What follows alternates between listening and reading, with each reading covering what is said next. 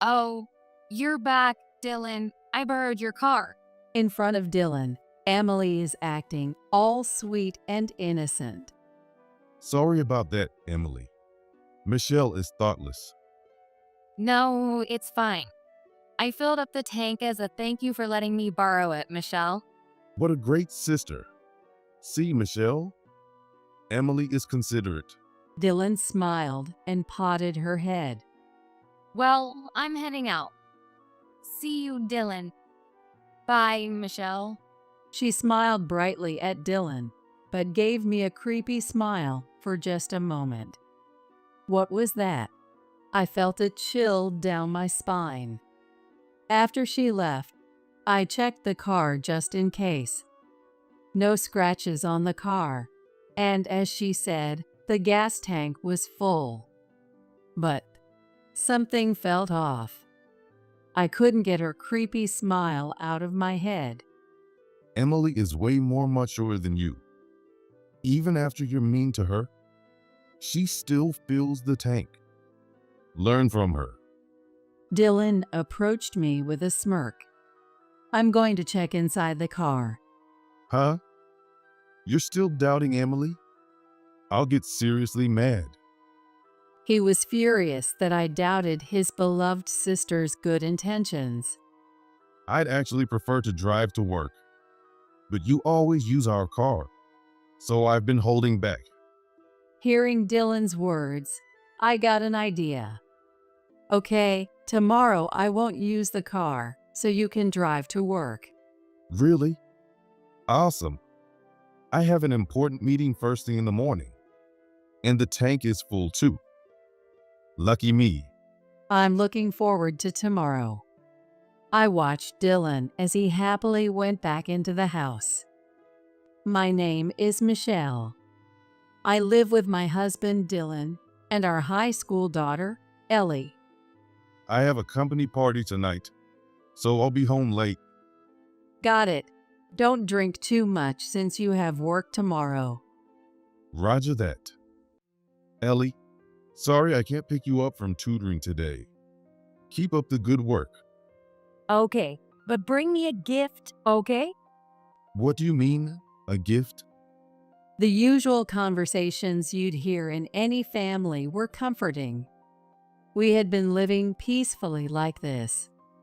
Dylan and I were colleagues at the company we joined after graduating from college.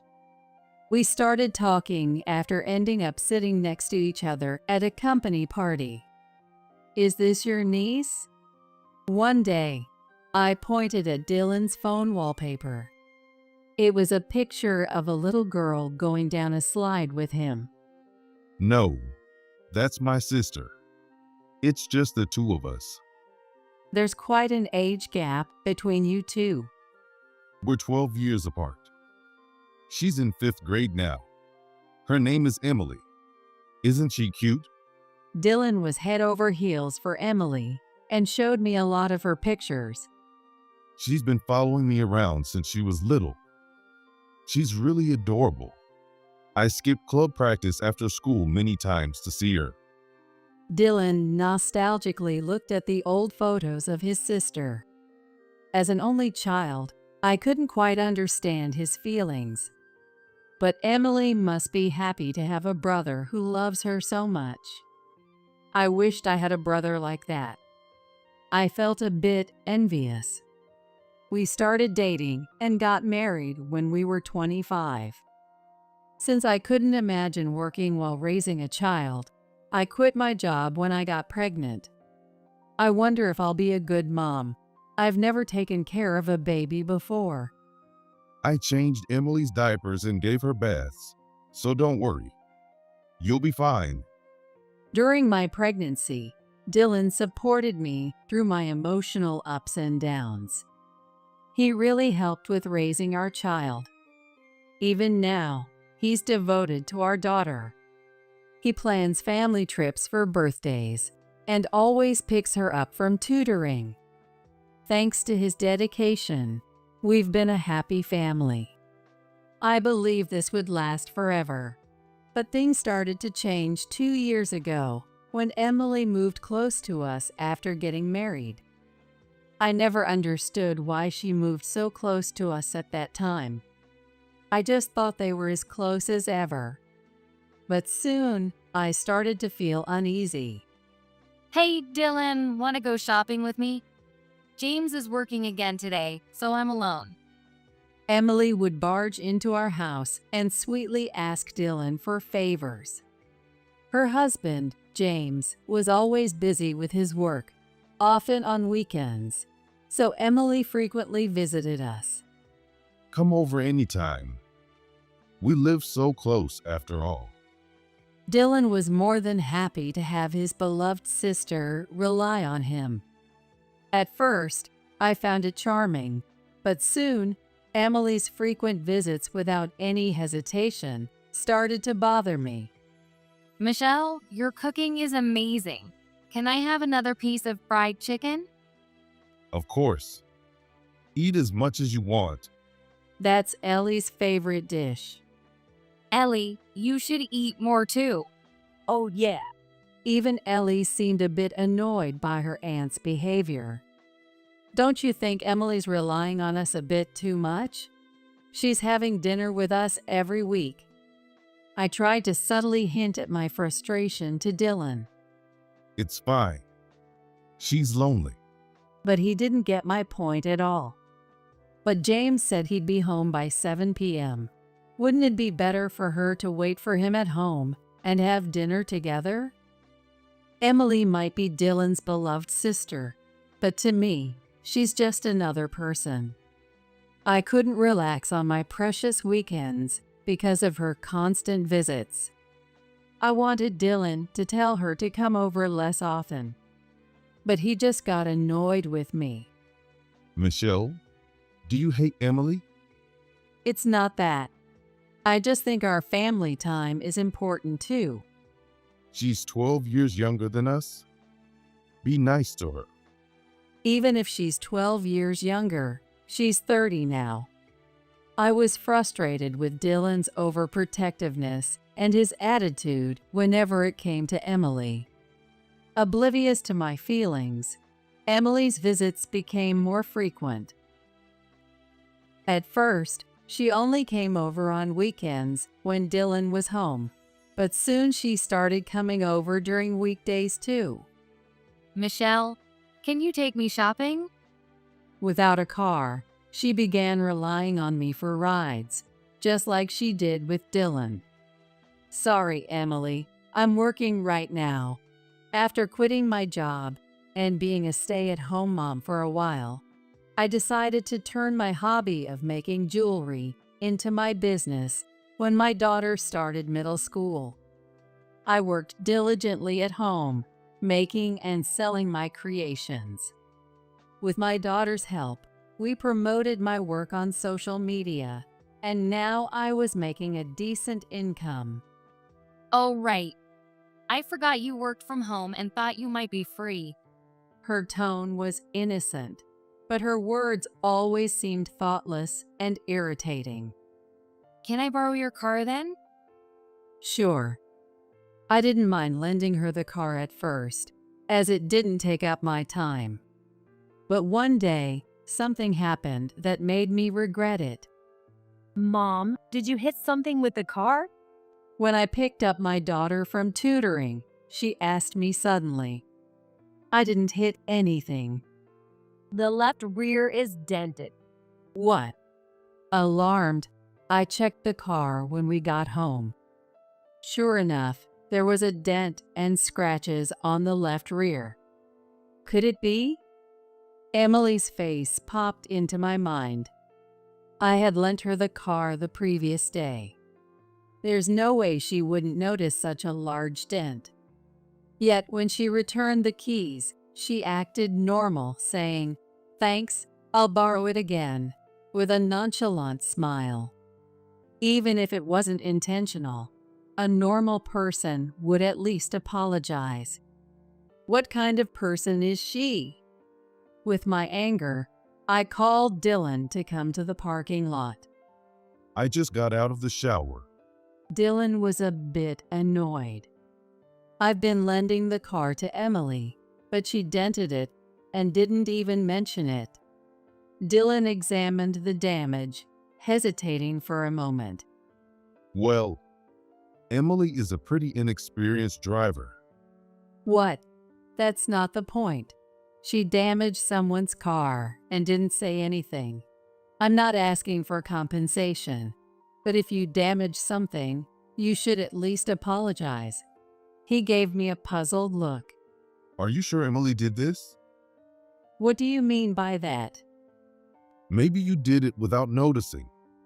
It's possible to miss something like that. What? Why was I being doubted? You can't miss an impact strong enough to cause such a dent. My anger at Dylan's inability to think clearly about his sister left me too exhausted to argue further. Of course, Dylan never mentioned the incident to Emily, and the issue was left unresolved, leaving me frustrated. However, for a while after that, Emily didn't show up in front of us. Did she feel even a little guilty about keeping quiet after hitting the car? If only she'd keep her distance from us. But my hopes were short-lived. One day, she came over again. Can I use your bathroom? Before I could answer, she barged in. Why didn't she go before she left her house? I waited in exasperation, and she came back looking relieved. Michelle, you're busy, right? I'll drive myself, so can I borrow the car? Really? After using our bathroom, shouldn't she at least thank me first? And asking to borrow the car as if nothing happened. She hasn't learned anything. I gave her a light glare. No, I'm using it today. I never want to lend her the car again. But I also genuinely needed it for my daughter's activities. She got visibly upset and said, You're so mean. What did Dylan see in you? I'll tell him about you. She slammed the front door so hard it made a huge noise. Was that necessary? I simply told her I couldn't lend her the car because I had plans. She didn't apologize for damaging the car, didn't thank me for using the bathroom, and now she's throwing a fit when things don't go her way. I regretted being related to someone like her. At least she left, so I thought the matter was settled. I was thankful for that. Just then, Ellie came home. Mom, is Dad using the car? What? No, no one's using it. But the car's not in the parking lot. My blood ran cold, and I rushed to the window that overlooked the parking lot. It's gone. The car wasn't there. The car keys were also missing. That jerk. She must have stolen the keys when she went to the bathroom. This is theft. I was shaking with anger. Mom, Ellie's voice brought me back to reality. Hold on. I quickly called a taxi and managed to send Ellie off. How selfish can she be? I was too upset to focus on chores and wandered around the house, waiting for her to return. 2 hours later, she came back as if nothing had happened. What do you think you're doing? I said I needed the car. You stole the keys. What you did is theft. I stormed out to the parking lot, opened the driver's door, and let out my anger. She grimaced for a second, but then smirked. Screaming outside is so unseemly. Who's responsible for putting me in this state? Seeing her lack of remorse, I knew it was pointless to argue. I gave her a sharp glare. Surely, she hasn't damaged the car again? Remembering the last incident, I inspected the car. What are you doing? I didn't hit anything. I'm a good driver. Ignoring her, I carefully checked the car. No damage, thankfully. Oh, I need to pick up Ellie soon. I noticed the gas gauge. What? The gas tank is empty. It was over half full yesterday, but now it's nearly empty. I went on a long drive. She said it with a weird sense of pride. If you borrow the car, at least fill up the gas. I need to pick up Ellie now. If the next person who uses it is in a hurry and there's no gas, it's a problem. It's pointless to get angry with her. That's why I thought I gently warned her. Don't be so stingy. I'm 12 years younger than you. Besides, it's Dylan who supports the household. You're so greedy. One day, even he'll get fed up with you. With that, she left.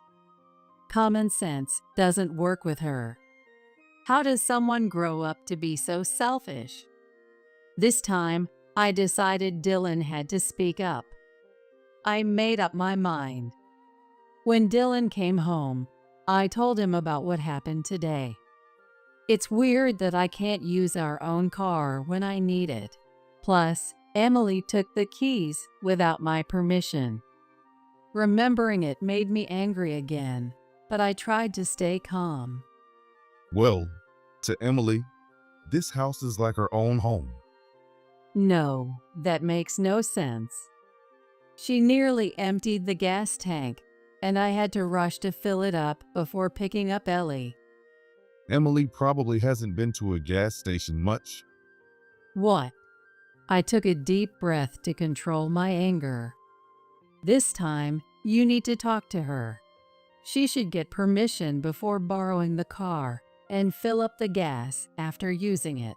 Even among family, there should be manners. Cut her some slack. She's 12 years younger than us.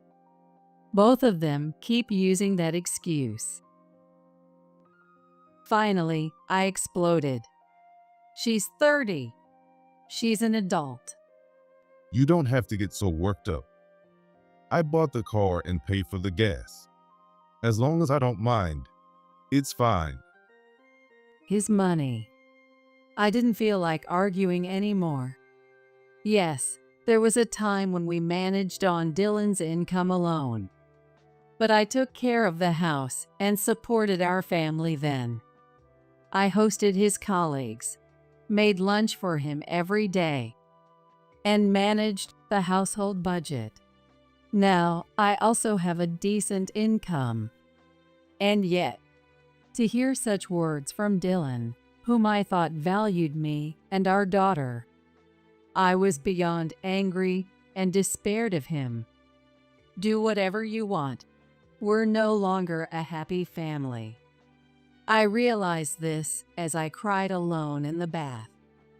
A few days later, she came over again, unrepentant. I won't let the same thing happen. I quickly put the car keys in my pocket. Michelle, I'm borrowing the car. I need the car now. It's fine. It's fine. She barged into the house and started looking for the car keys. Huh? They're always here. She's trying to steal the keys so openly. Something is seriously wrong with her. Noticing my disdainful look, Emily's face turned red as she shouted, You mean old lady? I'm telling Dylan about you. With that, she pulled out her phone and actually started calling Dylan. He's at work. He's not going to answer. After a while, she smiled briefly and then started crying. Dylan, Michelle is being mean and won't lend me the car. Why did you marry someone like her? Then she shoved the phone at me. Here, let him scold you. I sighed and took the phone. Why don't you tell her not to call for such trivial things? It's not trivial. Emily is crying. Is he serious? I was speechless. You're mature enough. Don't hurt my precious sister. She's not hurt. She's acting. I need the car, so I can't lend it to her. She's overreacting and calling you about it. She's being unreasonable. Wait, gosh. I heard the car engine start outside. She did it. While I was distracted on the phone, she had taken the keys from my pocket. Oh my God. I need the car soon. If you keep believing everything she says, you'll regret it. Dylan was still talking, but I hung up. That night, when Dylan came home, Where's the car? your darling sister took it and hasn't returned it. Stop talking about her like that. We both turned away, frustrated. Then the doorbell rang. Oh, you're home, Dylan. I borrowed the car. In front of Dylan, she acted sweet and innocent. Sorry about that, Emily. Michelle is thoughtless. No, it's fine. I filled the tank to thank her for letting me borrow it. What a great sister. See, Michelle? Emily is considerate. Dylan smiled and patted her head.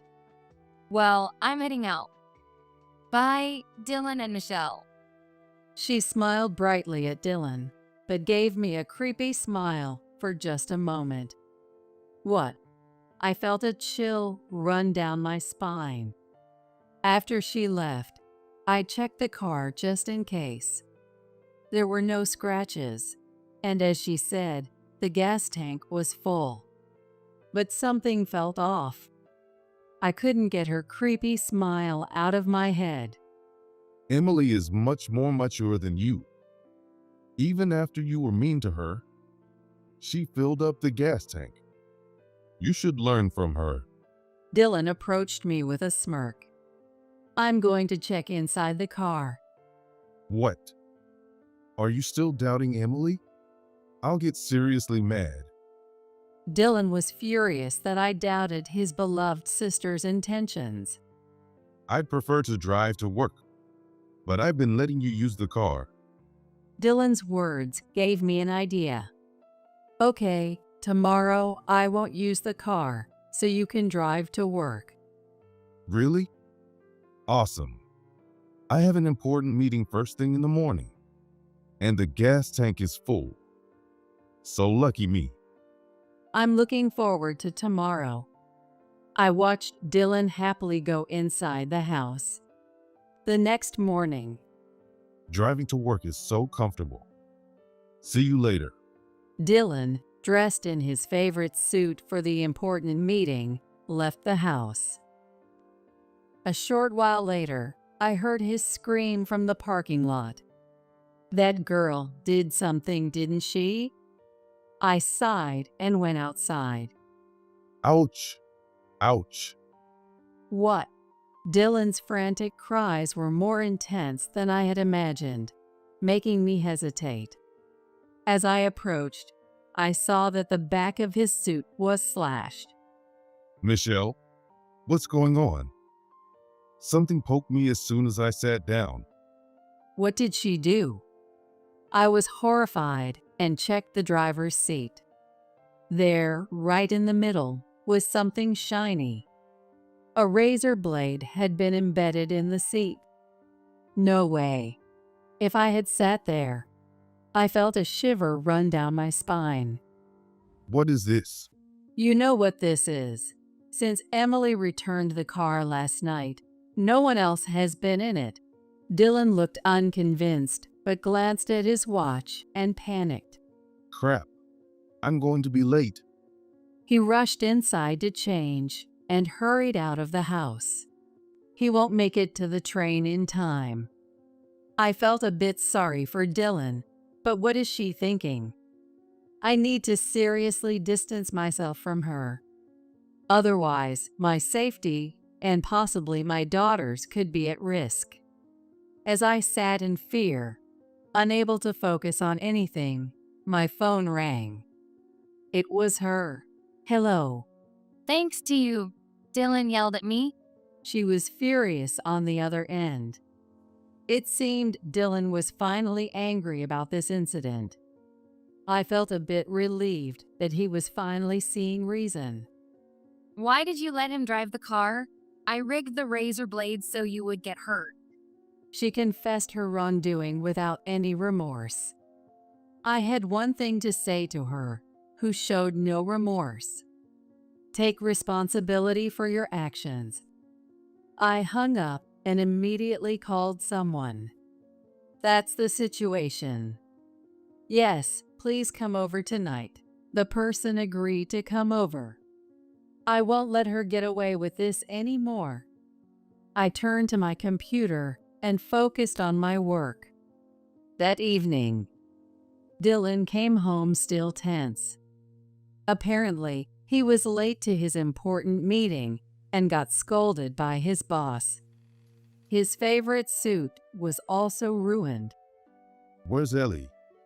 She's staying over at her friend's house tonight.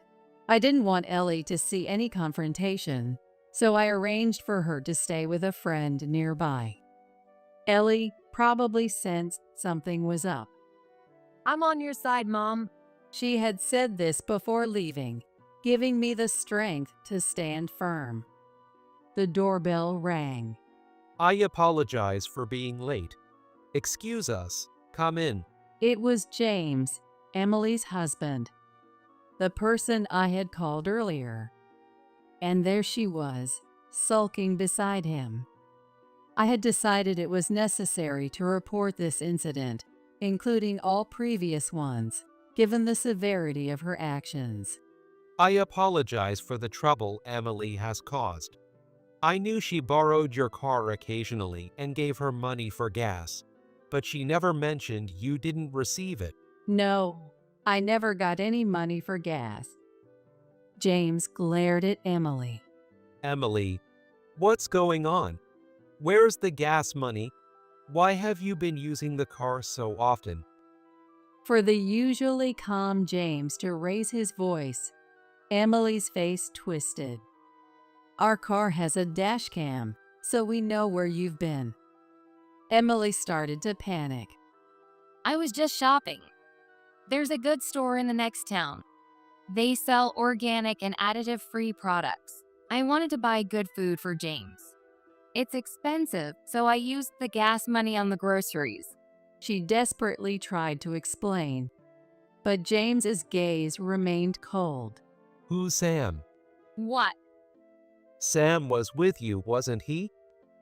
Emily fell silent. Tell me the truth. The dashcam records audio inside the car. I had suspected her of cheating for a while. It didn't make sense that someone who rarely drove would take long trips alone, running the gas tank dry. So I checked the dashcam and discovered her affair. If she had changed her ways, I might have kept quiet. But her increasing audacity and criminal behavior left me no choice. I sent the dashcam data to James. She started to cry softly. I only had a bit of fun. James never spends time with me because he's always working. She glared at me through her tears. You're the worst. You should have been the one to get hurt. Enough. James's shout made her tremble. Michelle, I'm truly sorry. James apologized to me. He's done nothing wrong. In fact, he's the victim of her infidelity. I felt a deep sympathy for him. I can't be family with someone who would hurt others so easily. I couldn't believe that the person I loved could do something like this. He must be incredibly shocked as well. My mind is a mess. I'm sorry, but I need to go. Wait, James, please. James shook off her hand and left, head bowed. Seeing James' devastated state, Emily finally seemed to grasp the gravity of her actions. She collapsed onto the floor. She's finally realizing the consequences of her actions. But there was still one person who hadn't woken up. Emily's not to blame. James is a terrible guy. defending a woman who lies, steals, uses a weapon to hurt someone, cheats, and betrays her partner. Dylan was just as bad as she was. Dylan, what am I to you? No matter how unreasonable she is, you always take her side, even when she cheats. Why do you keep defending her when she's clearly in the wrong? Dylan had been my partner through good times and bad. I wanted him to finally see the truth. But his answer was disappointing. You're just an outsider. What's wrong with protecting my beloved sister? Dylan replied, unapologetic. Sigh. Let's end this, us. I quietly decided to divorce him.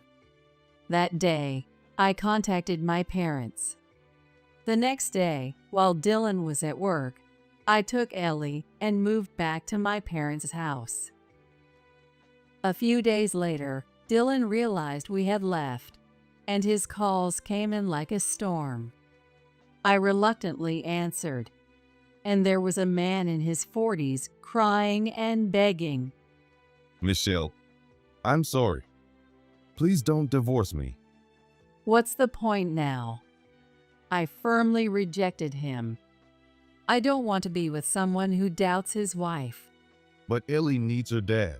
I love the old dad, but I don't like the dad who doesn't value mom. Ellie's disdain added to Dylan's shock, but it was his own doing. From now on, communicate through my lawyer. With the help of a lawyer introduced by James, the property division and child support were settled quickly, and our divorce was finalized within a month. James also told me that he decided to divorce Emily after a while. Due to her infidelity, he was demanding $20,000 in alimony. It's not about the money. I just want her to reflect on what she's done. I feel the same. I hope he regrets betraying his partner he was with for nearly 20 years and faces the future properly. Let's be happy too. We probably won't see each other again. We shook hands firmly, wishing each other happiness. A year has passed since then. Mom, my friend wants to stay over tonight. Is that okay? Sure. What should we have for dinner? Can you make fried chicken? I want my friend to try your amazing fried chicken. When she says something so sweet, how can I not go all out? We looked at each other and laughed. Now, I live in an apartment with Ellie. Living at my parents' house was comforting and convenient. But since Ellie's high school was far from there, we decided to rent an apartment close to her school. Money is not a problem. Through my ongoing jewelry business, I've been earning as much as my ex-husband did, even before the divorce. I hadn't told him, and he probably never imagined I was making that much. That's why he boasted about paying for the car and gas. I'm glad I got divorced, I thought with certainty. As for the troublemaker, Emily, after being kicked out by James, she moved into the small apartment where Dylan now lives. Dylan, can you lend me some money? Still not working, she shamelessly asks Dylan for money. She'll likely repeat her mistakes. She needs someone who truly cares about her and can give her the tough love she needs. Not someone like Dylan who only spoils her. After our divorce, I answered a call from Dylan once. He finally realized how selfish Emily's behavior was. You're the one who made her this way. Take care of your precious sister to the end. Don't involve us anymore. Since then, I haven't been in contact with my ex-husband. I'm living a new life with my daughter. It's a life filled with small, peaceful joys. Mom, I'll help you make the fried chicken. Really? Yeah, I want to be able to make it myself. My daughter and I giggle as we work together in the kitchen. We enjoy a lively meal with her friends. What a happy daily life this is. I'm so glad I chose to get divorced. I want to be like you, Mom. What? I'm just a housewife with no qualifications. I tried to downplay it, but Ellie shook her head. You have such a strong sense of justice. You stand up for what's right. I want to be a strong woman like you. She really has been watching me closely. I felt a surge of happiness. I can't wait to see what kind of strong woman my daughter will become. My name is Jennifer, and I currently live with my parents while working part-time. I'm 42 years old, and many people might wonder why I'm living at home and working part-time at this age. The reason dates back 6 years. At that time, I had a 12-year-old son, Ethan, and I lived with my husband, David, Ethan, and my in-laws, Mark and Alice, enjoying a relatively happy life. Given that Ethan was 12 and my in-laws were around, I was a career woman, if I do say so myself. But that all changed because of a certain incident. What? Ethan! Just as I was about to enter an important meeting, I received a call from Ethan's elementary school informing me that he had collapsed during sports class. It was a scorching summer day, with the news reporting temperatures exceeding 95 degrees Fahrenheit, so I thought it might be heat stroke. I'm in the middle of work right now and can't leave, so I'll ask Alice, who is at home, to pick him up.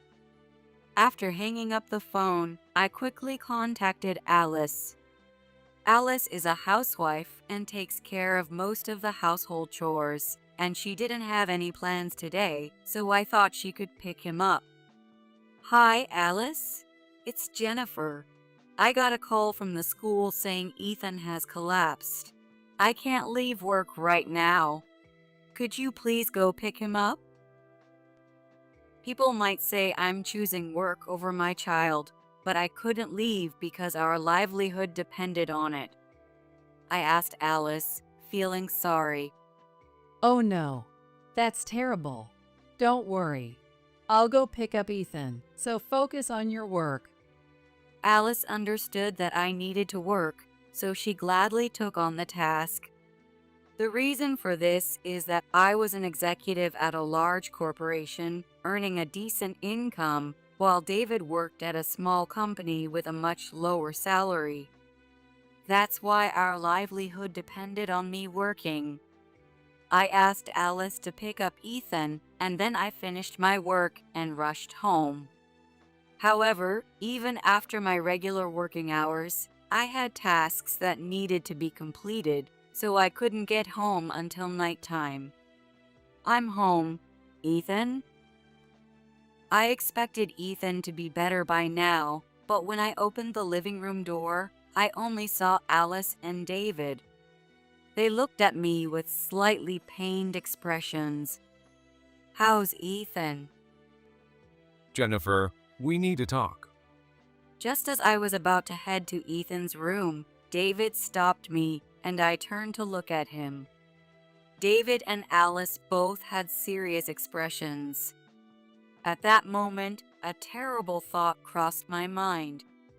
Could something have happened to Ethan? With that thought in mind, I sat down at the dining table where Alice was already seated. David sat down next to Alice and hesitated before speaking.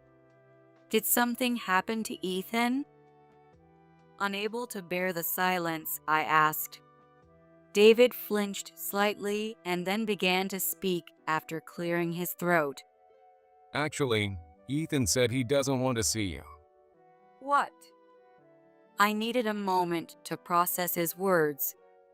Ethan, who had been smiling at me this morning, suddenly didn't want to see me. I looked at Alice, but she avoided my gaze. He doesn't want to see me? Why would he say that? I don't know either. But it's best to keep some distance from Ethan for now. Jennifer, can you go back to your parents' house for a while?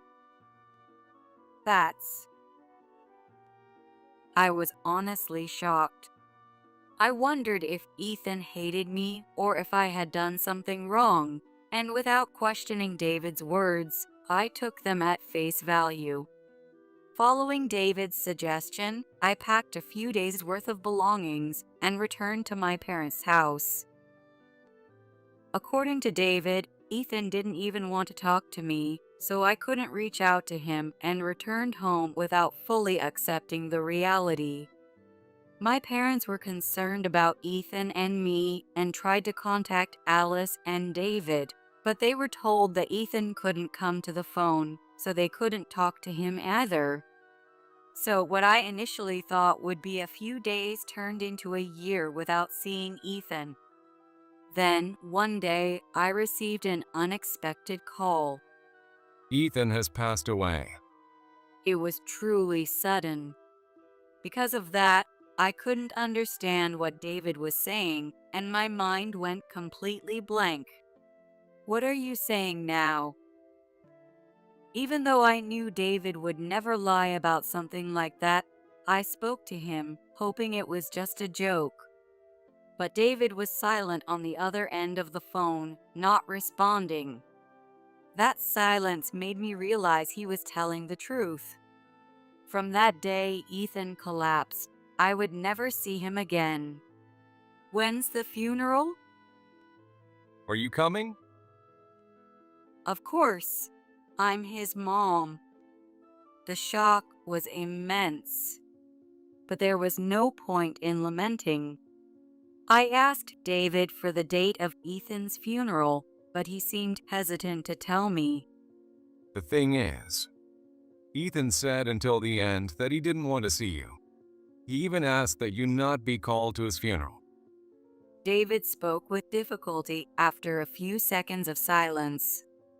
Realizing how much Ethan had rejected me, I couldn't keep my composure and hung up the phone. David never called back, and though my parents tried to insist on my attending the funeral, they were refused, and everything was over 5 days after David informed me. From that point on, my life changed drastically. I became mentally ill and had to start seeing a doctor, and of course, my career that I had built up ended. Although I had to resign from my job, my employer expressed a desire for me to return anytime, which was my only consolation. 4 years after Ethan's passing, thanks to my parents' support, I managed to recover enough to leave my parents' house. I now work part-time at the company I previously worked for once a week as a step toward reintegrating into society. During this time, I haven't had any contact with David. Alice contacted me out of concern during the first 2 years, How have you been? but feeling that Alice had contributed to separating Ethan and me, I pushed her away. Because of you, I can't see Ethan. Don't ever contact me again. I think Alice understood something from my harsh words, spoken in a low voice. After that rejection, Alice stopped calling. She may have occasionally contacted my mom to check on my condition, but my mom refused, and for nearly 3 years, there has been no contact. At that time, I was deeply distressed and didn't want to talk to Alice, but now, having calmed down somewhat, I feel I could have a conversation if she called.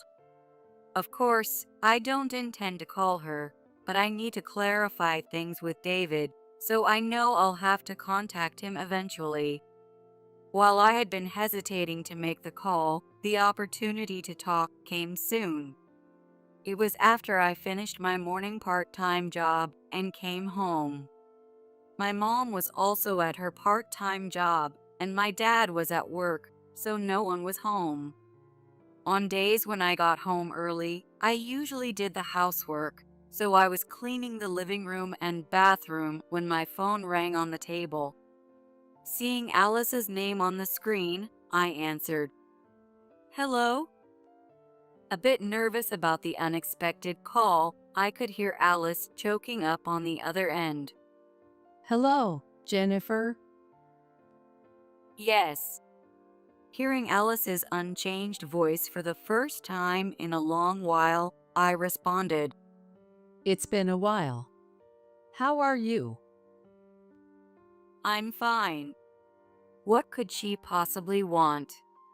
After years of silence, I couldn't believe she was calling just to check on me. I felt a bit foolish for being on edge. I heard Ethan got into Harvard. You should let me see him. What? After a few seconds of silence, Alice suddenly said something that made no sense. Ethan got into Harvard? What was she talking about? Ethan had died before he even had the chance to take college entrance exams or properly experience childhood, and now Alice was saying he got into college. I began to wonder if Alice had lost her mind over the phone. If she didn't remember Ethan's death, I needed to remind her. Ethan died 5 years ago. Not being able to be with Ethan in his final moments was unbearable. It was all because of David and Alice. Thinking that made my chest tighten with pain, and anger started to well up inside me. So you really didn't know. David said he would explain everything to you. Alice sighed deeply at my reaction and whispered quietly, "What didn't I know? What did David say he would explain?" I was confused and didn't know how to respond. I'll tell you everything I know. And then you need to talk to David. With that, Alice began to tell me the truth, going back to the day 6 years ago when Ethan collapsed. 6 years ago, when Ethan collapsed, David and Alice told me that Ethan didn't want to see me, but apparently he never said that. Alice had picked Ethan up, and David had come home first to check on him. After that, David told Alice that Ethan said he didn't want to see me, so it might be better if we didn't meet. Alice thought it was odd for Ethan to say such a thing, but accepted it because of David's insistence and didn't tell me anything. I should have gone to ask Ethan how he felt back then. Alice continued. When David told me to go back to my parents' house, Alice insisted that I should be called back immediately, but David opposed it. Jennifer is about to get a promotion with a potential overseas assignment. She's already stressed about Ethan. This is the best solution to not hold her back. David had made up a story about an overseas assignment. There was no overseas assignment. Yes, I found out that was a lie a bit later. Realizing David's lie, Alice insisted that I should return for Ethan's sake, but that's when she discovered the real situation. Apparently, David had been seeing another woman for some time and was planning to gradually introduce Ethan to her. Of course, hearing this made me furious. How could he do something so horrible? I raised my voice, accusing Alice. Alice wasn't defending David, but also couldn't bring herself to scold him.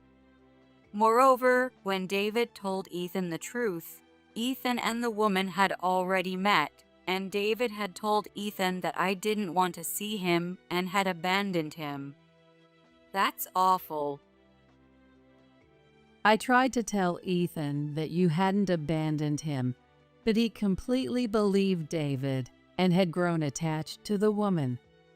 Alice's voice was somber, filled with guilt over what her child had done. But I couldn't forgive her. Why didn't you stop them? If you had just told me that Ethan was alive, things would have been completely different. I shouted at Alice so loudly that my throat hurt.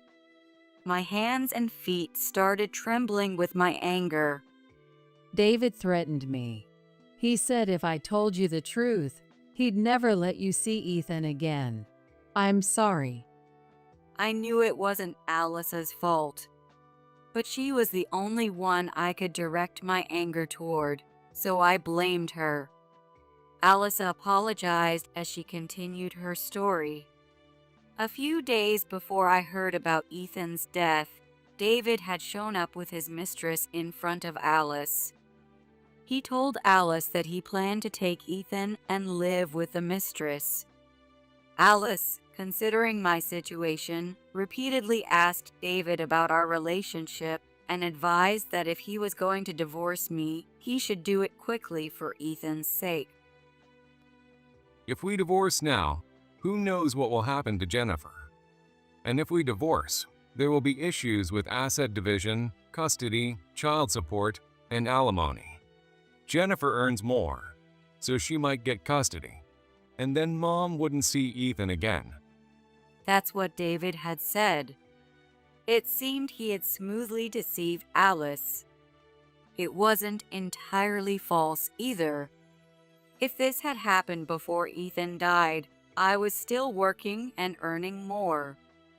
Respecting Ethan's wishes would be important, but if it were known that David had an affair, he wouldn't get custody. But I would never say that Alice couldn't see Ethan again. Alice said she panicked, unable to make a calm decision, and followed David's lead. As a result, they decided to tell me that Ethan had died, fearing that if I knew he was alive, I would take more money or cause custody issues. It seemed like an absurd story, but Alice explained that she had been too panicked to make a rational decision and couldn't oppose David. My father-in-law was furious, saying it was an insane idea, but David and Alice wouldn't listen. Alice was told to get a divorce, and David cut ties with his father. At the time, I thought my husband was wrong, but now I realize I was the one who was crazy. I couldn't stop David, who was behaving abnormally. But this is too much. I know. That's why I contacted you now, Jennifer. For a while after the story of Ethan's death, David also allowed Alice to see Ethan, but the visits gradually decreased. By the second year after I left, they had completely cut ties. However, recently, Alice met David's friend and coworker who said that David was bragging about Ethan getting accepted into Harvard. Alice wanted to contact David, but after calming down, she decided to tell me the truth first. She had initially brought up Ethan to see if I was in on David's plan to keep Ethan away from her. I understand everything now. I'll talk to David first. I'll update you afterward. By the time our conversation ended, I had calmed down enough to sympathize with Alice a bit. Talking to her wouldn't get me anywhere. I needed to speak with David first. I ended the call with Alice and decided to contact David. It was still early evening, so he was probably still at work. I sent him a message first. While waiting for a response, I handled some household chores and then told my mom everything Alice had said. My mom turned pale and listened silently, not saying anything, but leaving everything up to me. When my dad came home in the evening, I told him the same thing. He turned red with anger and shouted that he wanted to bring David here immediately, but I explained that we needed to talk to David calmly now that we knew Ethan might be alive. He grudgingly agreed, though he still looked dissatisfied. That night, David called me. I took a deep breath before answering and heard his casual voice, unaware of anything. It's been a while. What's up? I need to talk about our future. Can we meet soon? David was silent for a moment before agreeing. After arranging to meet David, I contacted some acquaintances and hired a skilled lawyer. After explaining everything, the lawyer said that the divorce would be straightforward and I could receive alimony. However, since Ethan was already 18 and considering college expenses, they couldn't guarantee custody. Knowing that Ethan being alive would be enough of a relief and that I just wanted to clear the misunderstanding that I had abandoned him, I asked the lawyer to proceed without seeking custody. The day I met David, we met at a cafe near his office. I arrived early and prepared for our discussion. The lawyer advised me to get David to confirm his infidelity and when it started. If it began after our marriage had broken down and after we had separated, seeking alimony for infidelity might be difficult. Therefore, I needed to skillfully guide David into revealing when the affair started. To gather evidence, I placed my phone face down on the table to record our conversation. Did you wait long? David arrived on time, looking a bit older than the last time I saw him. Well, it's only natural that we'd both change after 5 years. Not at all. I just got here. David seemed a bit relieved and sat down across from me. He loosened his tie and ordered a coffee from the waiter. So what's this about our future? I got a call from Alice the other day.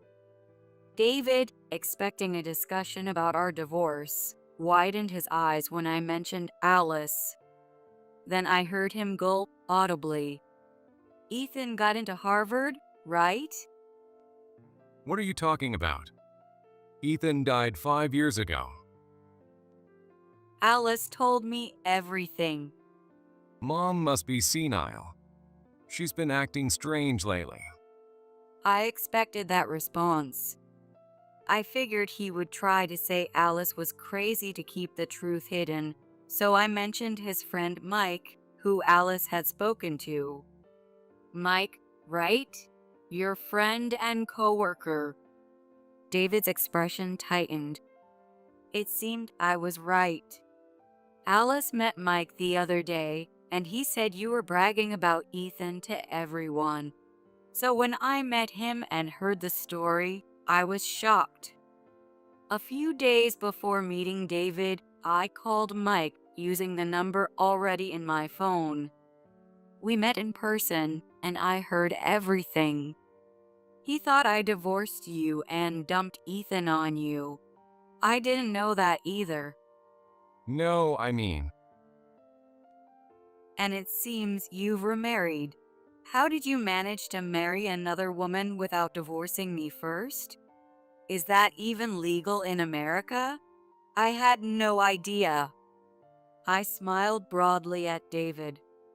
Sweat started to drip down his forehead, and his eyes began to dart around. You've done a good job hiding it until now. I wondered why no one at your company had found out, but then I heard your new wife works in the HR department. Were you manipulating information or something? David remained silent as I continued questioning him. Anyway, it's not important. When did you start seeing her? about 3 years ago. That's strange. Mike told me you got married 5 years ago, right after I was told Ethan died, and that your relationship started 2 years before that. How do you know all this? You have a loose tongue. Mike thinks our divorce was because of your affair. From what Mike told me, David must have wanted to talk about his affair with someone, and he chose Mike. But Mike believed David was entirely at fault and that the divorce was inevitable. When I explained the truth, Mike seemed surprised but quickly understood. feeling that it was typical behavior for David. He even laughed at how David managed to avoid trouble until now.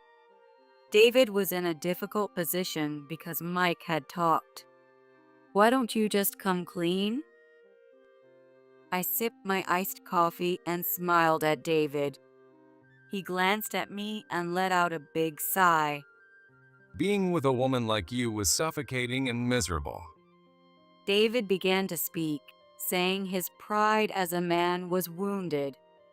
He was hurt by the fact that I earned more, was good at my job, got along well with Alice, and managed parenting well. He found me too perfect. If I had any flaws, he could feel superior by compensating for them. When he lost confidence, he met his mistress, who was helpless and needed him, which made him feel cherished and protective. I was never perfect. It just seemed that way because Alice was there, and I could do my best because I had you and Ethan. This wasn't a lie. When I was struggling with whether to continue working, Alice and David encouraged me, saying they would all take care of Ethan. When I was down about my work, Alice and David comforted me. I couldn't count how many times they had saved me. But you've managed to survive without me, haven't you? She needs me. It was the kind of thing you hear often. The idea that a woman can't survive without a man's protection. What century is this? Women have always managed on their own. Seeing David's pained expression, I felt nothing. Then divorce should have been fine. Why go to such lengths? If we divorced, you'd get alimony, child support, custody, and everything. I couldn't pay all that, and I couldn't stand the thought of never seeing Ethan. Ridiculous. Then you shouldn't have had an affair, and pretending Ethan was dead without considering my feelings was wrong. David fell silent at my words. I took a deep breath and placed a paper in front of him. Ethan is an adult now. What happens next is up to him. But our relationship needs to be clarified immediately. Will you sign this? A divorce paper. David looked at the paper without surprise and muttered quietly, "I will be taking alimony." After a moment, David took a pen from his pocket and started signing the divorce papers. Just as he was about to finish, an unexpected person appeared before me. Mom. I looked towards the voice and saw Ethan, looking very different from when he was 12. I was stunned to see Ethan appear, never expecting him to show up. Ethan was also very surprised to see me there, likely not expecting me either. Why are you here? "Ethan, I've wanted to see you." Seeing Ethan brought back memories of how much he had grown and all the pain I'd endured. Tears started flowing naturally from my eyes. I stood up and reached out to Ethan. However, Ethan swatted my hand away and glared at me sharply. What are you doing here now? You abandoned me. My heart skipped a beat at his expression and attitude. I didn't abandon you, Ethan. I never abandoned you. I wanted to shout this out loud, but causing a scene here would disturb the other customers, and if I told him everything, it might ruin the relationship between David and Ethan. Not that I cared about David, but considering Ethan's feelings, I couldn't say anything. Ethan, actually. Stop. There's no need to say it now. Just finish signing. Suppressing my urge to hug Ethan, I averted my eyes. David muttered a small "oh" and continued signing. Ethan glanced at the paper David was signing and looked surprised again. As soon as David finished signing, Ethan grabbed the paper. A divorce paper? Didn't you tell me you divorced Mom about 4 years ago? And that's why you married Emily? Holding the divorce paper, Ethan looked at David. Even Ethan thought we were divorced. I was thoroughly disgusted with David. We're not divorced. Ethan, we need to talk. I took the divorce paper from Ethan and put it in my bag. I picked up my phone from the table and looked closely at Ethan's profile before leaving. I've always wanted to see you. You've grown so much. Saying this, I left a $10 bill for my drink and exited the cafe. Tears started to flow again. I couldn't tell what kind of tears they were. Was it the joy of seeing Ethan again, or the sadness of being rejected by him? Maybe it was also the sadness of divorcing David. I didn't know what was causing my tears. I walked away from the cafe and sat down on a nearby bench, wiping away my tears. No matter how much I wiped, they kept coming, and soon I felt like I couldn't breathe. Mom, As I sat there trying to calm down, I saw Ethan running toward me, out of breath. He hurried over and stood before me. Dad told me everything. I'm sorry. I didn't know. I'm really sorry. Sweat poured down Ethan's forehead, mixed with tears and a sorrowful expression. I pressed my handkerchief to his face and smiled. It's not your fault. Your dad and I were wrong, and you're alive. That's all I need to be happy. Feeling my chest tighten as Ethan accepted me, I hugged him. Ethan buried his face in my shoulder, sniffling and trembling slightly. Ethan said it was a coincidence. He saw me as he was just hanging out with friends and saw me at the cafe. Seeing David and then recognizing me, he instinctively approached. Whether it was divine intervention or pure coincidence, it turned out well. David and I divorced without issue.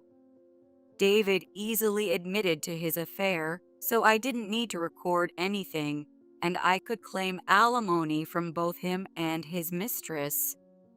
Since Ethan was a college student, he started living on his own, with custody remaining with David. Now that he was away from David, he occasionally met with me and also saw Alice. David and his mistress were exposed at work and faced demotion, leading to their resignation. They moved far away, and though I've heard they live a decent life, I don't know the details. My previous employer rehired me full-time, so I returned to work completely. Though my position isn't as high as before due to my age and long absence, I'm grateful to be back and work hard every day. Today, my son John and his wife Mary are going on a slightly late honeymoon. Their 4-year-old son, Kevin, will stay with me. Honestly, I wasn't without worries. Kevin continues to ignore me. Can I really manage several days with Kevin? We're off, Kevin. Make sure you listen to Grandma, okay? Sorry, Mom. Please take care of things while we're gone. I saw them off with a smile. Kevin remained expressionless, not saying a word. Feeling apprehensive, I sighed quietly.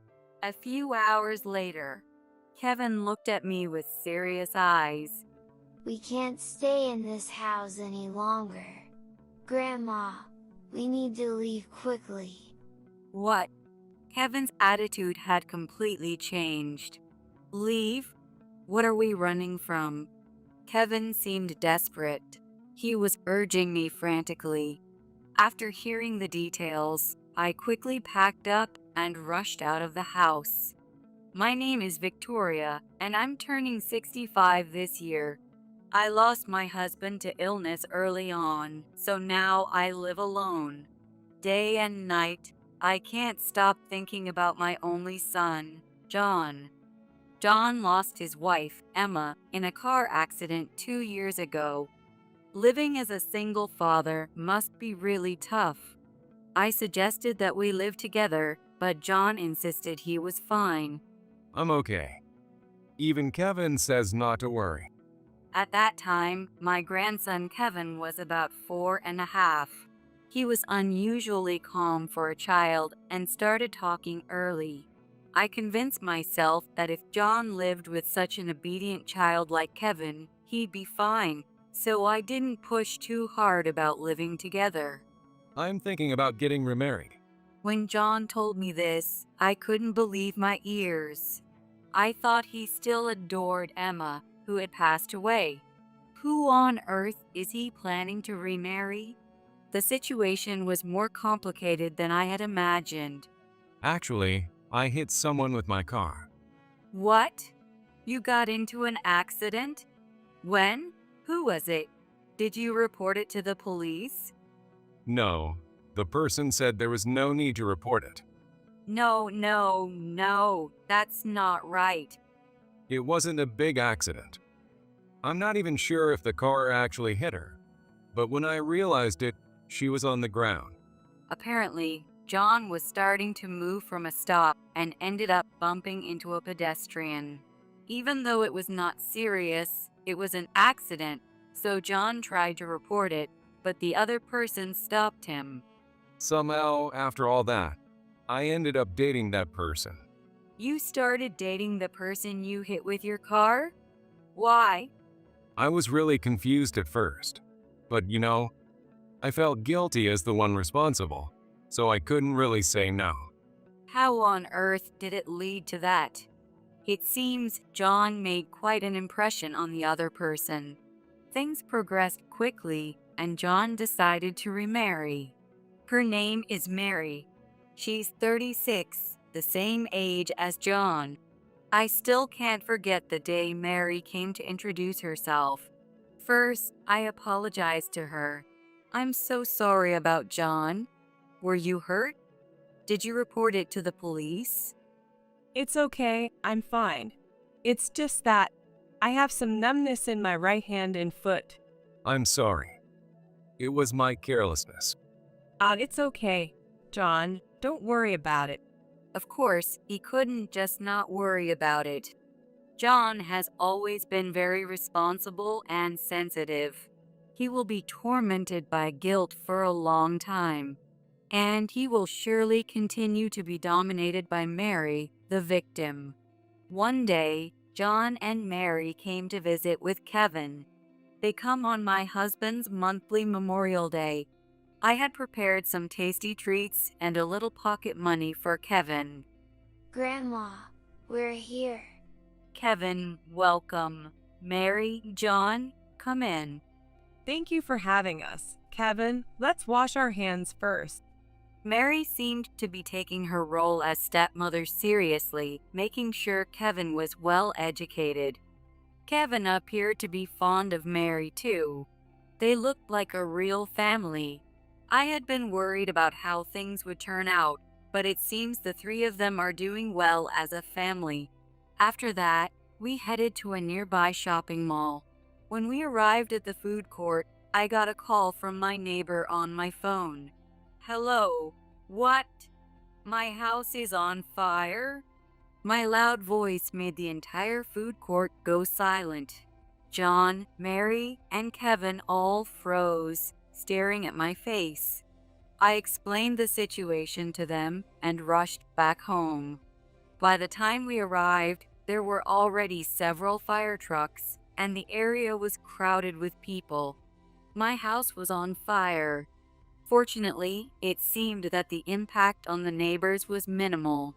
The firefighters had already started spraying water, and smoke was rising from the charred remains of my house. No way. How could this happen? Mom, hang in there. John stayed close to me as I collapsed to the ground.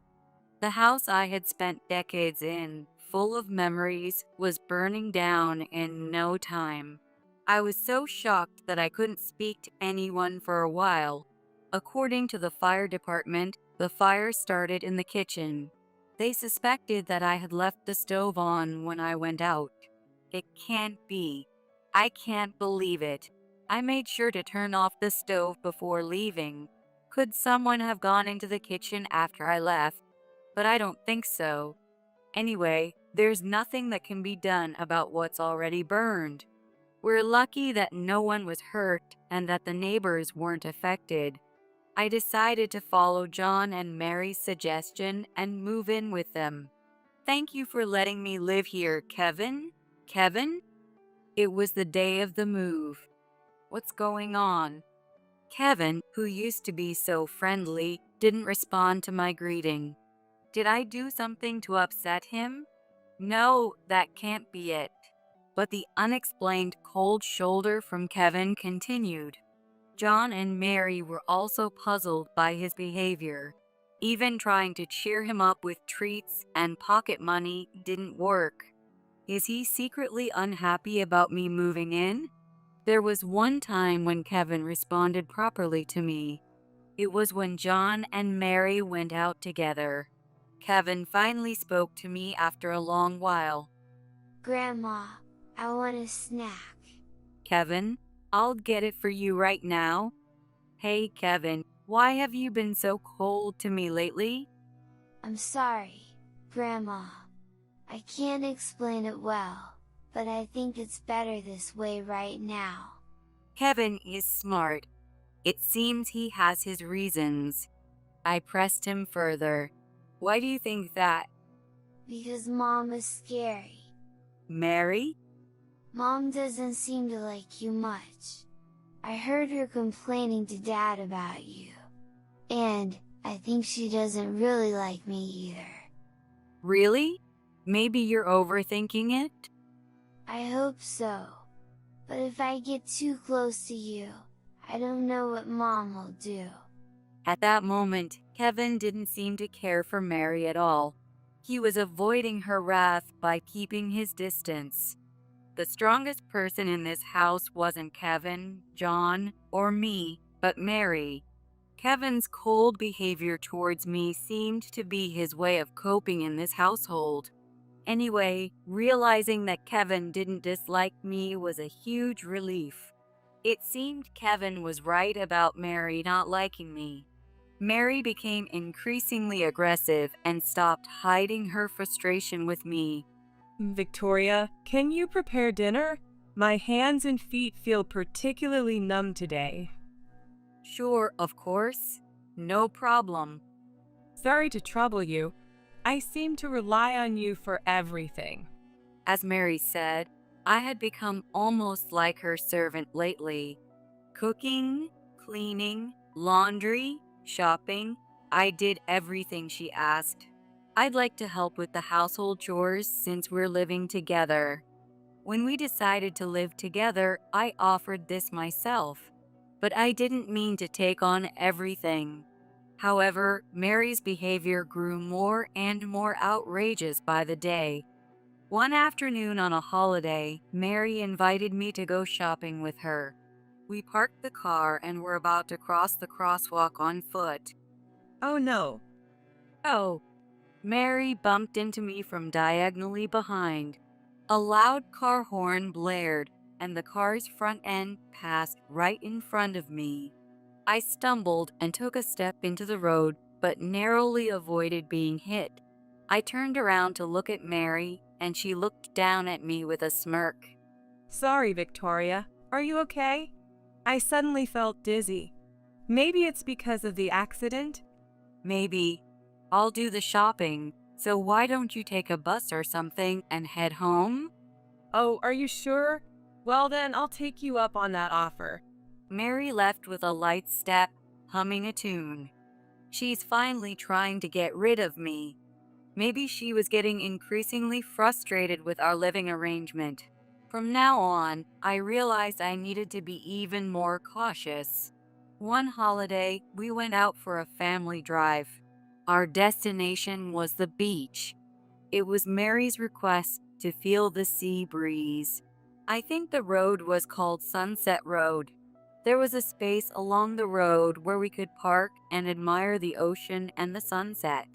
Beyond the guardrail was a sheer cliff. If she bumps into me here again, I was on high alert and tried to stay as close to the car as possible. Victoria, what's wrong? Come over here. The ocean is so beautiful. Thanks, but I'm fine. I can see it clearly from here. Even Kevin, both of you should come over here. Kevin was clinging to me unusually tightly. He wouldn't let go of my waist. Is Kevin also afraid of being pushed off? His fear made me wonder. Come on, Kevin, come over here. No, I'm fine right here. It's not good to force him. Let him stay where he wants.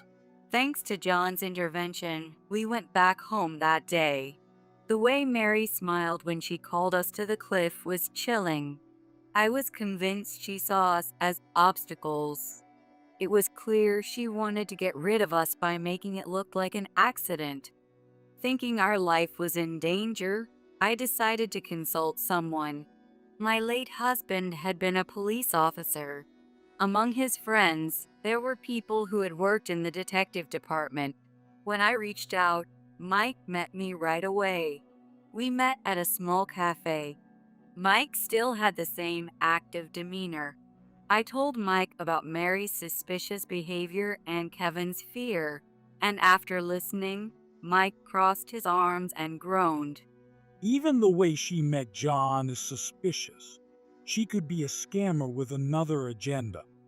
I'll look into it. If anything else happens, contact me immediately. I will. Thank you so much. About a year after Kevin started ignoring me, I heard some surprising news. John and Mary were going on a late honeymoon. Their destination was Singapore. I've always wanted to go. Mary said with a smile. On the day of their departure, I felt a swirl of anxiety in my heart. Lately, Kevin had been completely ignoring me. Can we really manage alone? Oh, we're off, Kevin. Make sure you listen to Grandma, okay? Sorry, Mom. Please take care of things while we're gone. I saw them off with a smile. Kevin remained expressionless, not saying a word. Feeling apprehensive, I sighed quietly. A few hours later, Kevin looked at me with serious eyes. We can't stay in this house any longer. Grandma, we need to leave quickly. What? Kevin's attitude had completely changed. Leave?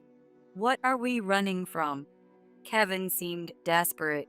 He was urging me frantically. After hearing the details, I quickly packed up and rushed out of the house. 3 days later, John returned home with serious injuries.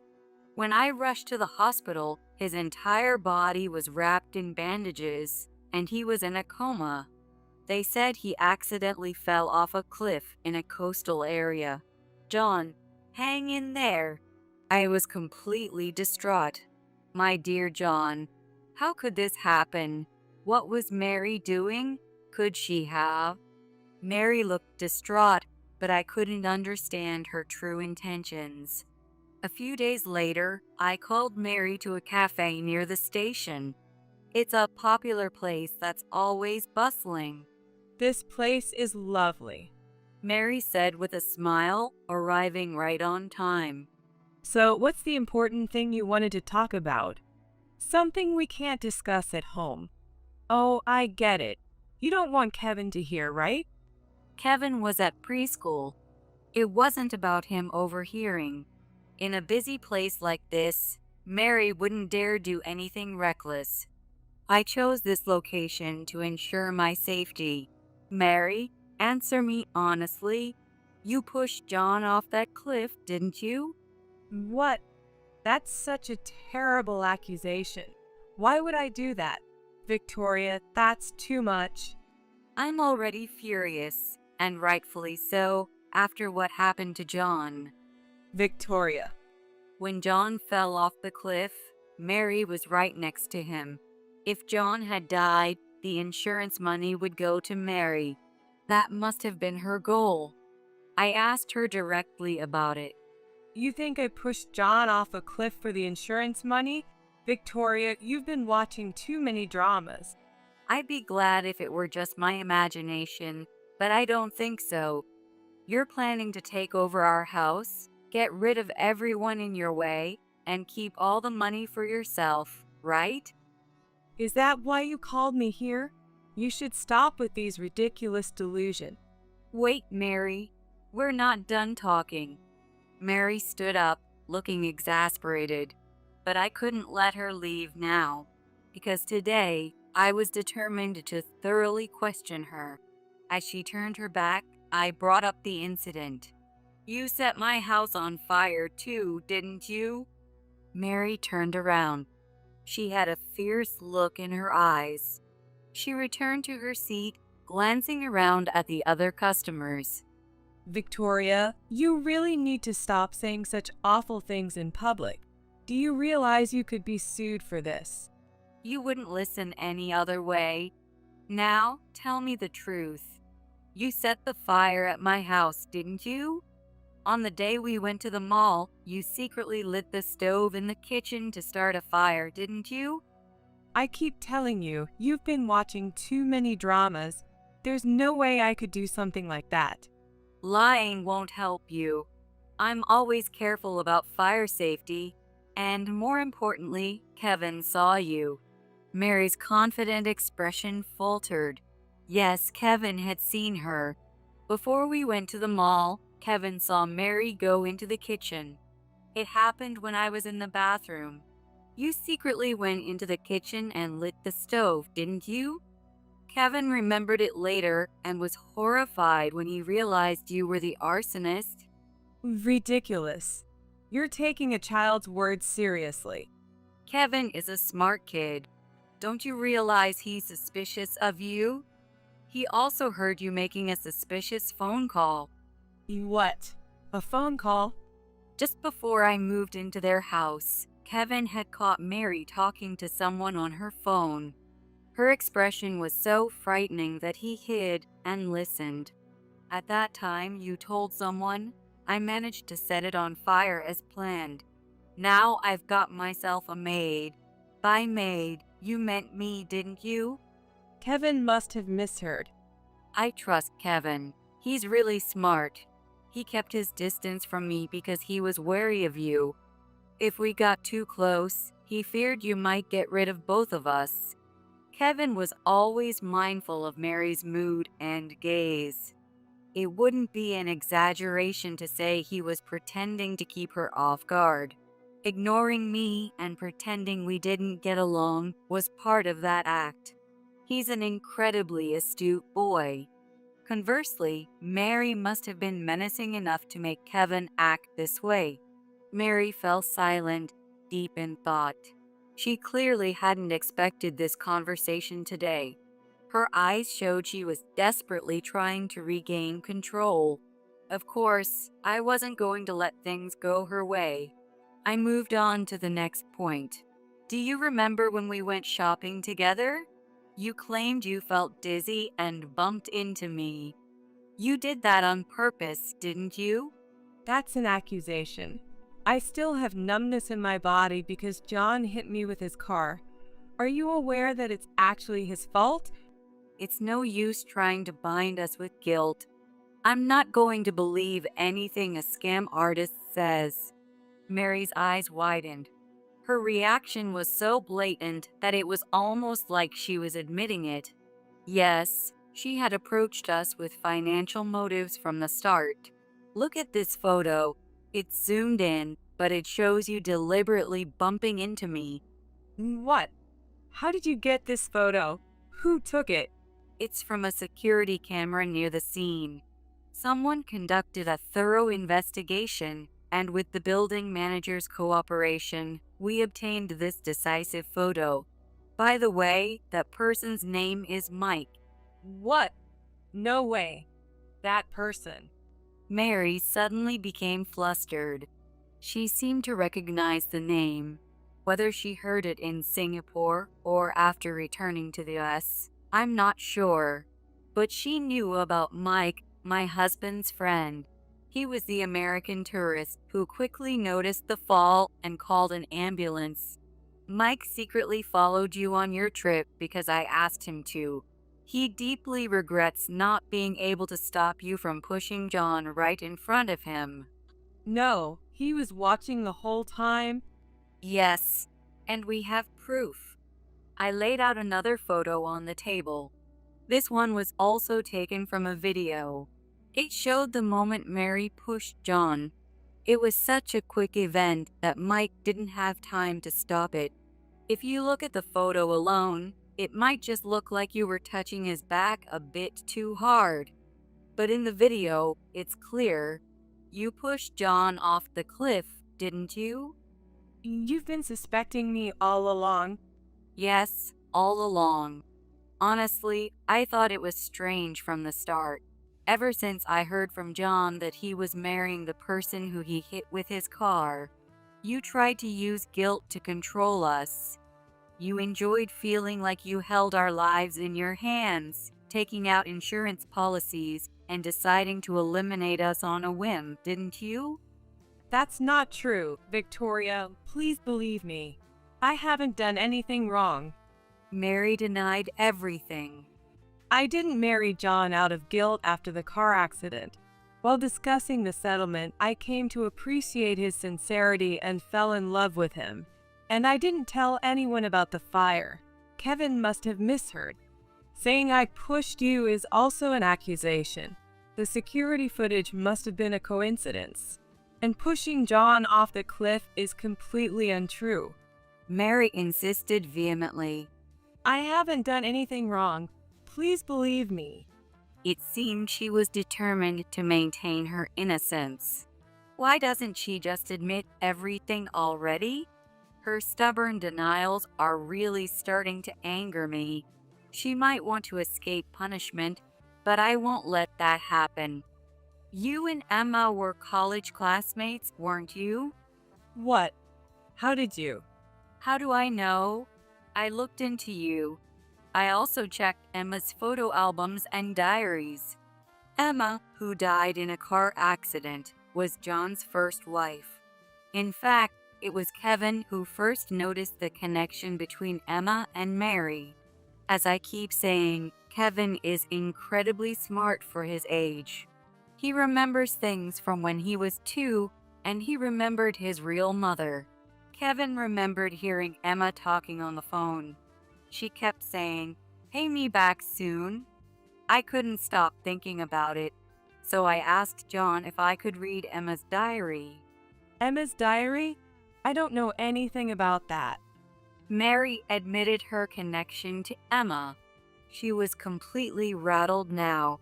She must have something she desperately wanted to keep hidden.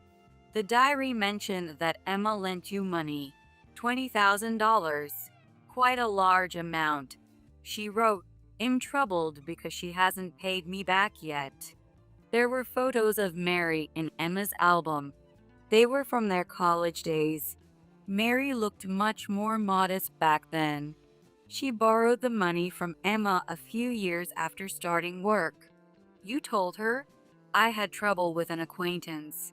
I'll pay you back soon, so please lend me some money." You took $20,000 from Emma, money she had saved since she was a child.